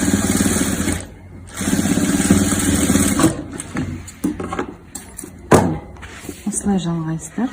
Ол лентамыз біздің осындай где-то 1 сантиметр ғана болып қалды. Көрсеңіздер, менің көрпелерде де солайынан 1 сантиметр болып қалған. Енді мына басын жалғаймыз. Екінші басын.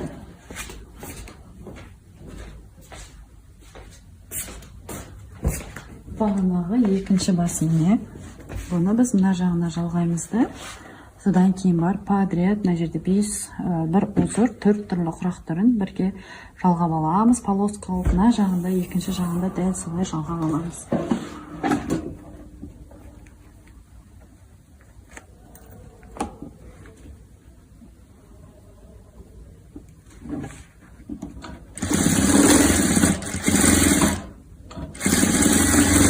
Кеңесі сәкірепкі міндетті түрде жасаңыздар құраққа. Себебі бұлар бір-біріне жалғанғаннан кейін ажырап кетуі мүмкін. Мата жоқ қой астында. Құрақты құрап атқанда көбіне бірде жасасақ, бірде жасамаймыз. Сәкірепкі себебі оның астында матасы болады. Құрақтың өзі болғасын, сәкірепкі жасаған жөн болады.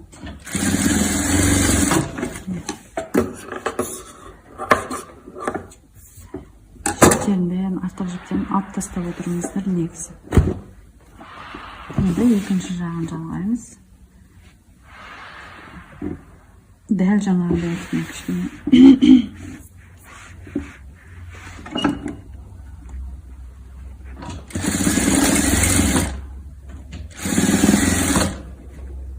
Дәл осылай етіп, екі жақ басында жалғайтын боламыз. Дәл осылай.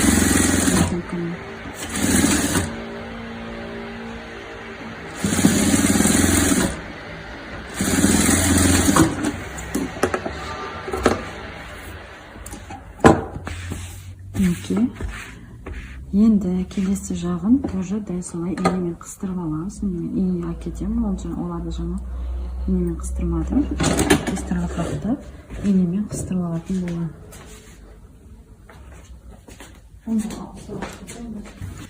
Осы инемен жұмыс жасаған жақсы, негізі мен көбіне ине қолдана бермеймін. Бірақ осылай мозаикаға қолданамын. Себебі без конца отырып тұрғаннан өстіп инемен бір қыстырып алып келген дұрыс болады. Алдындағы мастер-классында қыстырған жоқпын, без конца отырып тұрып өздеріңіз көпшілігіңіз көргенде шалқытып солайынан көрсеттім. Ештеңе жасырып қалған жоқпын. Барлығы сол өзім қалай тігем, дәл солай сіздерге көрсетіп жатырмын. Негізі бұл сабақтың бәрін мен алдында түсіріп қойғанмын, өшіріп алдым. Сөйтіп түсіруге мен қазір ұзақ уақыт арнайы осыған уақытымды бөліп түсіріп жатырмын. Бір-біріне жалғаймыз ғой. Соны адамдар сұрайды, осы құрақты қалай жалғайсың бір-біріне деп. Кәдімгідей түзеу тігіспен жалғаймыз. Маған көпшілігі ренжіп жатыр енді. Ренжулеріңіздің де орны бар. Мен түсінемін бәріңізді де. Қысын бергеннен кейін, бірақтан да көбіңіз байқағанда шығарсыздар. Кей жерлерде тек қана сол нәрсеге өзін ғана көрсетеді. Оюдың қалай суретін салынып, клейге қалай жабысу керек жолында видеосы бар, ол бар әйтеуір өшіп кеткен салам. Қазір просто ол жерде басқа размермен айтқанмын. Айттым ғой бағана. Мен жалғанбайтын түрін, сол түрмен көрсеттім ол жерде мен. Біздің бір полоскамыз дайын болды, оны аламыз да біз мына жастығымыздың келесі бір шетін жалғап тігеміз. Сол шетін жалғап тігіп шығайық. Бет-бе-бет қаратамыз бір-біріне. Содан кейін барып тігіспен тігіп өтеміз.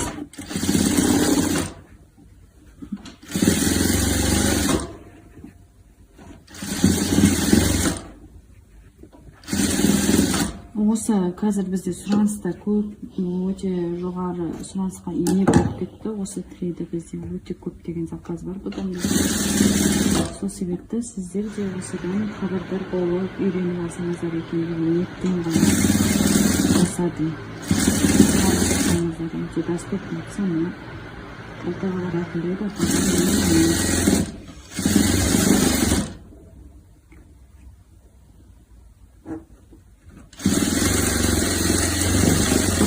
бетпе-бет қаратып дәлме-дәл шығармаймыз. Мынандай артық жіптері, артық маркалары болса, осылай жайлап салып кесе алсаңыздар болады.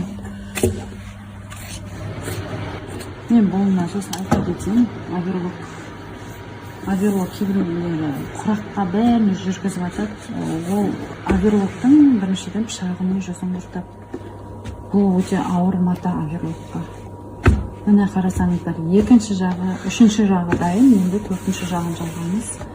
Қарап отырсаңыздар, уже бізде жастық дайын болып қалды.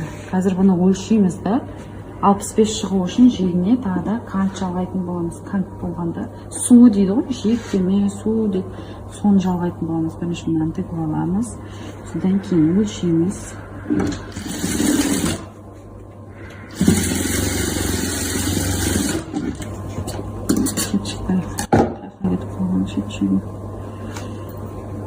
Инелерін алып отырып, тігіп шығамыз. Бұны бетпе-бет қаратып.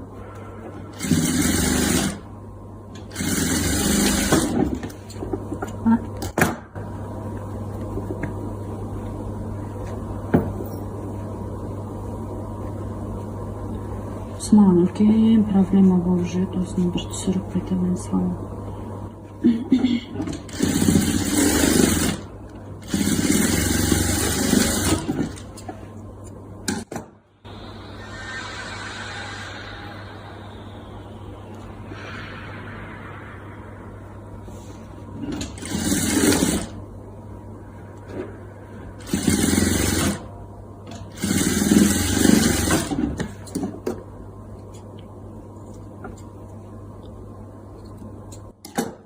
Міне қарасаңыздар, уже бізде екінші, то есть төртінші жағы дайын. Құрақтарымыздың енді бір-біріне жаңағыдай бетпе-бет қаратып қойып аламыз, қарап алайық. Содан кейін барып тігіп шығамыз. Мен ол тігетін кезде ине қолданмаймын. Кейбіреулер тігетін кезде қолданады, ине қолданады. Соған қарап отырып тігіп шығамын.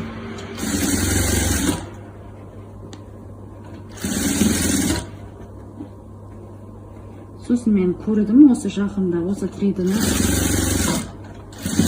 базарларда, басқа жерлерде де уже шығарылады. Ол жерде мынау 3D оюымыздың астына глизелин салдық қой. Сонда глизелин салып құрлы губкамен істеп қойған екен. Олай да істеуге болады екен, но бірақ 3D-сі қатты, өзіңіз тігіп көрген шығарсыздар. 3D бізде қатты болып шығады, өте әдемі болып. Кәдімгі диванның несі сияқты болып шығады. Отыратын жер жақсы. Міне, артық мәселені кестен бақ. Міне біздің жастығымыздың беті дайын болды, оны қазір біз өлшеп қараймыз. Сазғышпен өлшеп көреміз.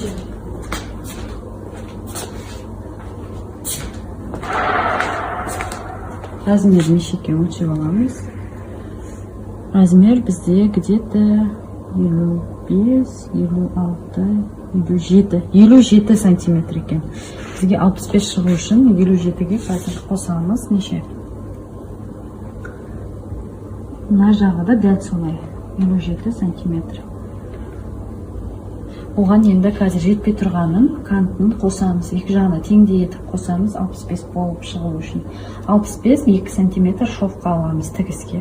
Сонда бізге керек болады. Қазір 67 сантиметр. Мынау бізде 57 сантиметр болса, біз оған жан-жағына 5 сантиметрден 10 сантиметр қосып шығатын боламыз. Мына 5 сантиметр, мына да 5 сантиметрден. Главный цвет бізде көк цвет осы, немесе ақтан қосуға да болады. Мен қазір осы оюдың көк цветінен қосатын болам. Қантты екі жегіне. Міне мынау матаның ұзындығы бізде ұзындығы жағы созылмайтын жағы. Бұлай ені созылатын жағы. Біз ені мына жағынан бұлай кесіп алмаймыз. Ені мына ұзындығынан кесіп аламыз. Бұны біз қазір жастықтың жиегіне жалғайтын боламыз. 5 сантиметрден кесіп аламыз. Белгілеп алдым 5 сантиметрден, енді оны сызып аламын. Көбіне ручка пайдаланамын, сіздерге де айтамын. Бор пайдаланып, кімге қалай ыңғайлы, солай пайдалансын. Маған ручка ыңғайлы болсын. Сызып, оны қиып алатын боламыз.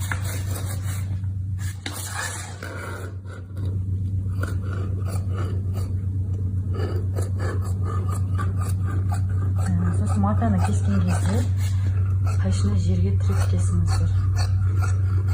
Сол кезде сіздердің маталарыңыз қисайып, қиғандарыңыз қисайып кетпейтін болады. Қосып алып, екінші жағын жасаймыз.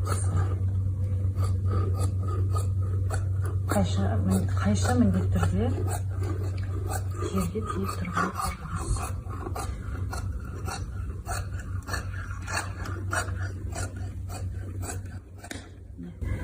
Бұл осы бізге жеткілікті болады. Сосын біз замок салатын артын кесеміз. Артын кесіп дайындап қойдым. Мен қазір бір жағын 70, келесі бір жағын 75 см болып алдым. Замок салатын ортаны біз қалай табамыз? Осылай матамызды где-то бір 20 см-дей екітеп аламыз. 25 см. Бір жағы бізде 25-30 см болса, келесі жағы, қалған жағы 40-45 см болып қалады. Осылай біз ортасынан кесіп аламыз да, ортасына біз конверт сияқты қылып замок саламыз. Қазір оны да салу жолдарын көрсетейін. Осылай екі бүктеп, жартылай бүктеп, ортасынан кесіп аламыз. Где-то 3-1 кесіп аламыз. Осылай ашып қараймыз. Енді біз мына жерге қазір ортаға замок салатын боламыз. Ортаға замок салатын кезде біз бұлай қайырып аламыз. Мына жерге көрініп тұр ма? Мына жерге замок салатын боламыз. Сонда біз получается бұлай қайырып аламыз да, бұлай замокты тігіп шығарамыз. Қазір көрсетемін оны да. Осылай екіге бөліп аласыздар. Сосын мына жерге замок түседі ғой, тігілгеннен кейін замоктың екінші жағын былай жалғаймыз. Сонда осылай бүйтіп ашып қарағанда конверт болып тұрады. Біздің замогымыз көрінбей тұрады. Енді міне біз жиегін жалғайтын боламыз. Жиегін жалғағанда осы түккеге қарай кетейік біз. Мына оюдың түбі ворысы жатқан жоқ. Ворысын қараймыз. Оюны ворысымен бірге жалғайтын кант жиектемеміздің да ворысын бірге қаратқанымыз дұрыс болады. Әуелі мына жағын, содан кейін екінші жағын тігіп аламыз. Солай бір-біріне параллельно тігіп отырған дұрыс болады. Қазір мен тігу жолымен тағы көрсететін боламын. Қарасаңыздар, бір құрақ, мына жерде бізде шырыңқы бір құрақ кішкене ішке кіріп тұрады. Соны ориентир ұстаймыз кіріп тұрғанымен. Мынау артық қалған құрақты қиямыз. Мына құрақтың жиегімен бірге тігеміз. Лапканың жиегімен бісміллах деп бастаймыз.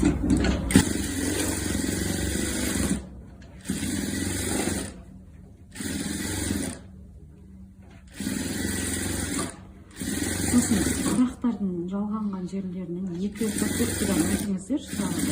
Сосын құрақтардың аралықтарынан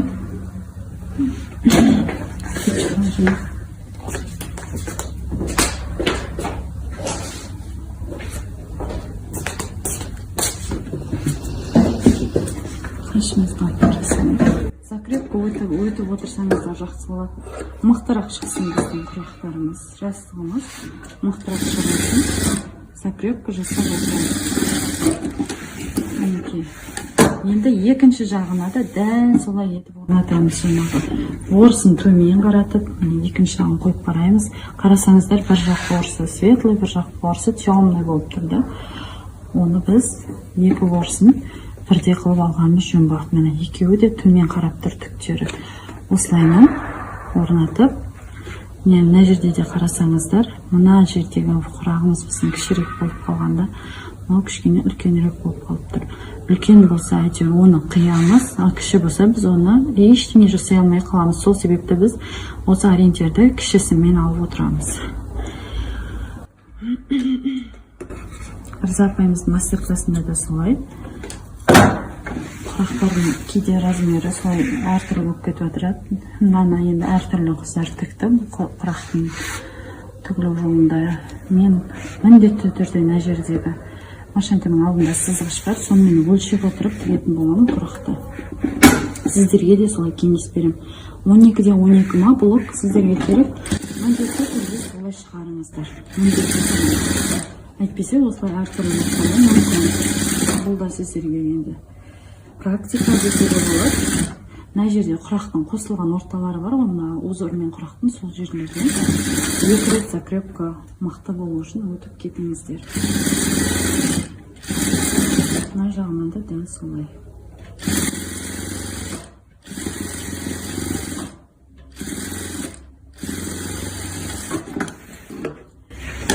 Енді ашамызда, енді мына екі жағын жалғаймыз. Енді бұл жерде біз бұның түгіне қарай алмаймыз.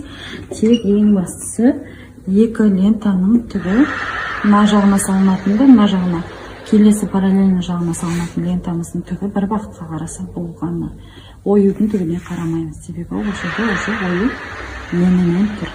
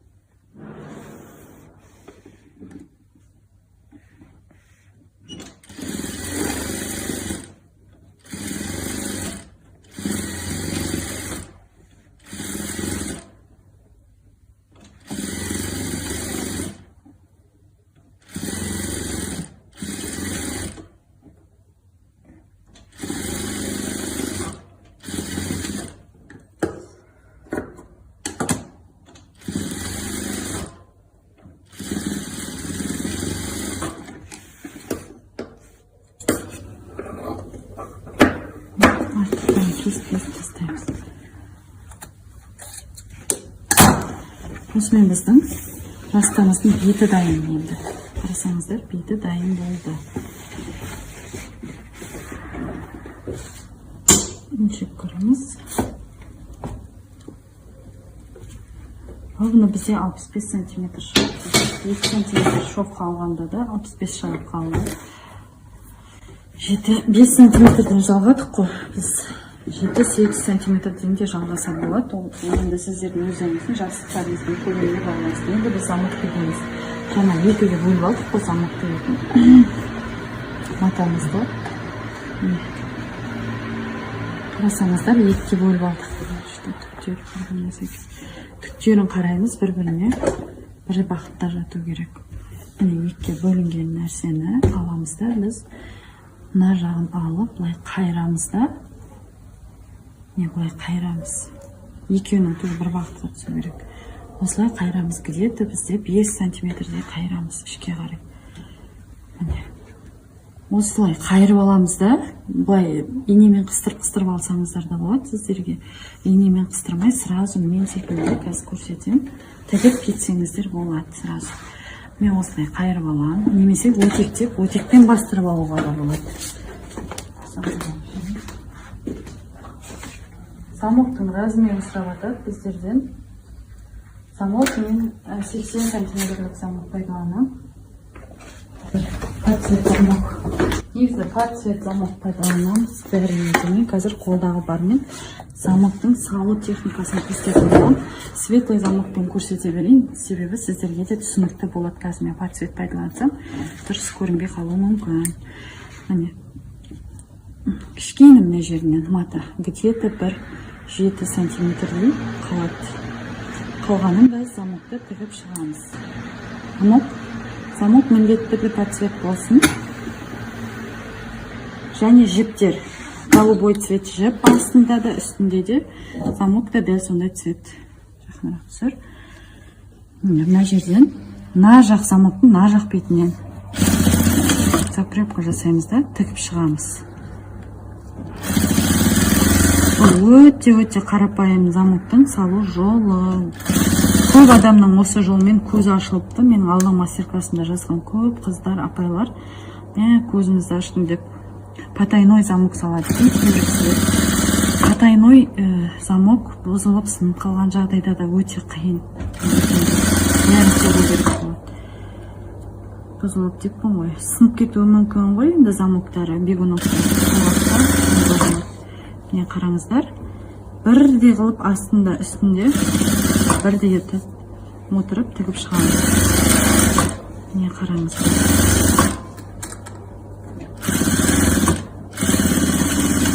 Біз уже замоктың бір жағын тігіп алдық. Сосын жаңа мен айттым ғой, астарын кішкене, жастықтың астарын кішкене үлкендеу қылып алыңыздар, себебі например, бетіне астар жетпей қалса, оны бетін қиып тастай алмаймыз. Ал астар бізде шағынан артықтау болса, міне қараңыздар. Артықтау болса, әйтеуір қия береміз ғой. Міне қараңыздар, замоктың бір жағы дайын. Бізде бір жағын тігіп алдық, енді екінші жағын тігеміз. Екінші жағын тігу үшін бағана матамызды аламыз, екінші жақ матамызды түктеріне қараймыз. Бір бағытқа қарап тұрсын, міне екеуінің де түгі бір бағытқа қарап тұр. Соны аламыз да, мына замогымызды бүйтіп ашып, былай ашып, мына замокты былай параллельно түсіреміз. Міне, былай қарағанда, мінекей, осылайынан түседі замогымыз.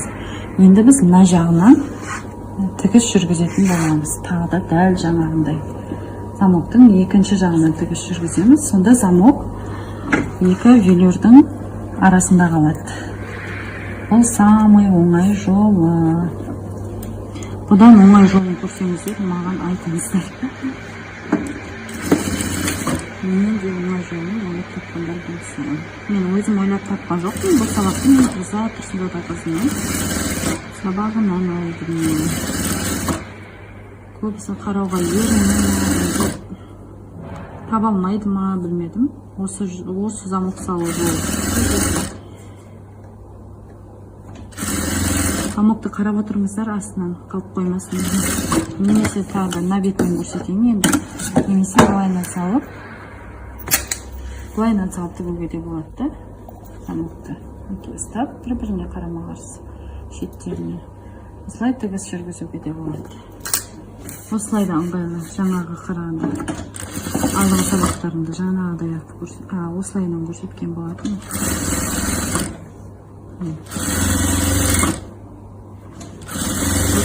Өте ыңғайлы.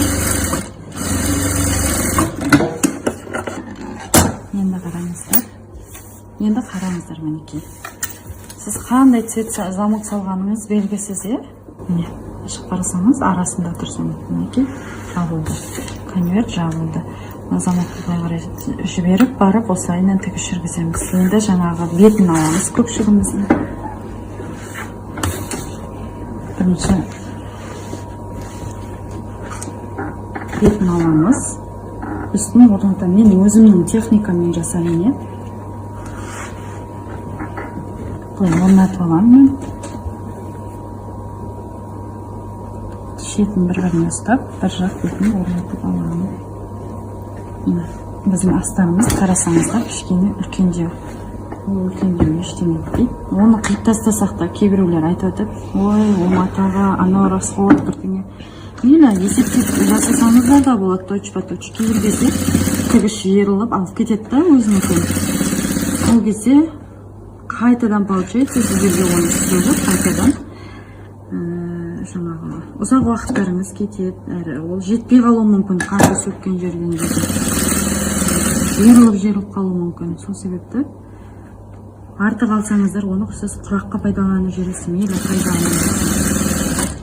Лучше артық алып, кесе қойған дұрыс, тынышы сол. Мен үшін солай тынышы. Сіздер үшін де солай ыңғайлы болады деп ойлаймын, себебі қайта-қайта сөгіп отырғаннан. Солай ыңғайлы болады. Бірінші мен осылай бір жағын тігіп аламын. Мына бір қатты жерін алып тастаймын. Енді сол жағынан бастап тігемін. Қатты жағынан бастап енді былайынан жүргіземін. Бетін қаратамын. Міне беті осылай. Біздің поролонымыз оның астында флизелин тұр. Флизелин салғандықтан да 3D'si ары қарай кетіп тұрды. Егер мен флизелин салмасам, 3D'si бер қарай шығып кетеді да, астына қарай беті әдемі болып шықпай қалды. Сол себепті мен флизелин жабыстырдым.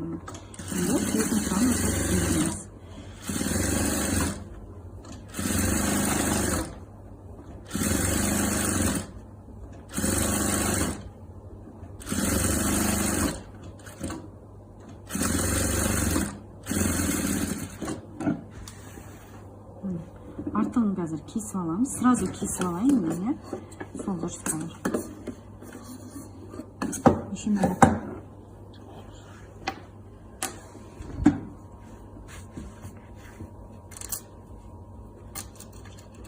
Ұзақ болса да телеграмға жіберілмей қалады да, біраз уақыт загрузка етіп. Мен бәрі сабақты бірге телеграмға сақтағанды жөн көремін. Маған артынан да сатуға ыңғайлы болады да. Мінекей. Бетпе-бет алып, артық жерін кесе қоямыз. Мен қараймын да, мен ойлаймын иногда өстіп атқаннан, ой, менің көрпелерім некачественно деп. Бірақ мен кей көрпелерді, кей адамдардың жұмыстарын өте жақындатып, телеграм-ботпен оригиналын сохранить етіп алып, үлкейтіп қараймын, бірақ Аллаға сағынсыз шүкір, менің көрпелерім де, жастықтарым да, олардың ешқандай мен деген жаңа бренд болып жатқан нәрселердің, бренд болып жатқан көрпелердің еш жері кем емес екенін байқадым, Аллаға шүкір. Енді ырзапаға, чисто сол ырзапаға жете алмайым шығар, басқаларына Аллаға шүкір. Басқалармен бірге теңгеле жатырмын. Оған өзімде солай не болатын еді, комплекс болатын еді. Ой, мен солардан қақпар атқан сияқты, мен солардан жаңағы, ой, олар күшті ғой, бренд ғой деп. Оказывается, менде де өзімде тігетін. Аллаға шүкір деймін. Мен кесіп алды. Соғаннан кейін тігуге де ыңғайлы болады ше, қазір артық болып тұрғаннан. Мына жердегі қараймыз, мына былай кетіп қалмасын. Міндетті түрде конвертіміз замоктың үстін жауып, осылайынан тігілсін. Болмаса сіздер бірінші машинкамен іліп алсаңыздар болады. Мен именно сол замоктың тұрған жерін, осындай жерлерде міндетті түрде 2-3 рет закрепка жасап отырам постоянно. Қосылған жерлерінде өне сөйтем, мына жерге те сөйтетін боламын. Закрепка жасап енді мына жағында кесіп алайын сразу. Мереке не істеп кетті, бәрін кесіп алай деп жүрмеңіздер, бірақтан да ол менің техникам, өзімнің тігу. Солай маған оңай. Қазір мен оны алып, жаңағыдай қылып кеспей тіксем тағы да бір жерлер дұрыс болмай кетуі мүмкін. Өзім былай да тіктім, өзімнің жаныма жақын техникаларым осы мен. Сіздерге де осы оңай болады. Мен өткені мен апаларымда бар, өзімнің мастер-класс алған басқа біреулерден. Солар да айтады, сен техникаң екен. Енді қараймыз. Енді мына соңғы блогын қосамыз. Қалған жерлерін осының жиегін әдемілеп оверлоктауға болады, бірақтан да оверлоктамаса да болады. Мен оверлоктамаймын. Мен подцвет жіппен тігемін, көк жіппен тігемін, но бірақ оверлоктамаймын, себебі велюр тарқатылмайды. Велюр оверлокқа да ауырлау болады. Шағының жүзін құртады. Сол себепті велюрға не стоит. Егер сіз габар деген сияқты жұқа материалдар пайдалансаңыз, онда болады. Бізде қазір шықты 64 сантиметрлік жастық, себебі жаңа 65 болып тұрды. 0,5-тен тігіске кетті, осының 64 болып қалды. 64 болса да ештеңе етпейді, менде солай болады. 65, 64, 66, 67-ге дейін бар еді. Кейде өзім қосуыма байланысты. Мен өзім бәрі оймен есептеп қосамын. Енді қатып қалған қағида жоқ. Енді сіздерге кішкене үлкендеу керек болса, кішкене суынан қоссаңыздар болады. Міне қараңыздар, бізде уже жастығымыз дайын болды. Қазір сіздерге жастықты ішіне салып көрсетемін. 70-те деген жастықты салып көрсететін боламын. Мына біздің дүкендегі қымбат бамбуктегі жастықтарымыз. Бұл қазір қарасаңыздар 70-те деп жазылған жастық. Қараңыздар, чехол кішкене болып тұр. Мына жерін қараңыздар, 70-те размері, подушка 70-те. Енді соны қазір осының ішіне саламыз. Теуіп, керіп, әдемі болып тұрады. Ешқандай да уайымдамаңыздар. Мен клиенттерге де айтам, мен чехолым, жастық қысқа, мен ішімен қазір заказ қабылдамаймын. Көбіне тысына заказ қабылдаймын, себебі әртүрлі жастық алады. Біреу бамбук алады, біреу перо деген алады. Сол себепті мен айтамын, жастықтың тісін тігем. Жастықтың тісінің размері 65-65 см. Сіз оның үшін 70-70 см жастық аласыз. 70-70 деп айта береді қазір, на самом деле өлшесем 65 болып шығады. Енді қымбатырақ жастық болғасын, бұл 70-70 болуы мүмкін.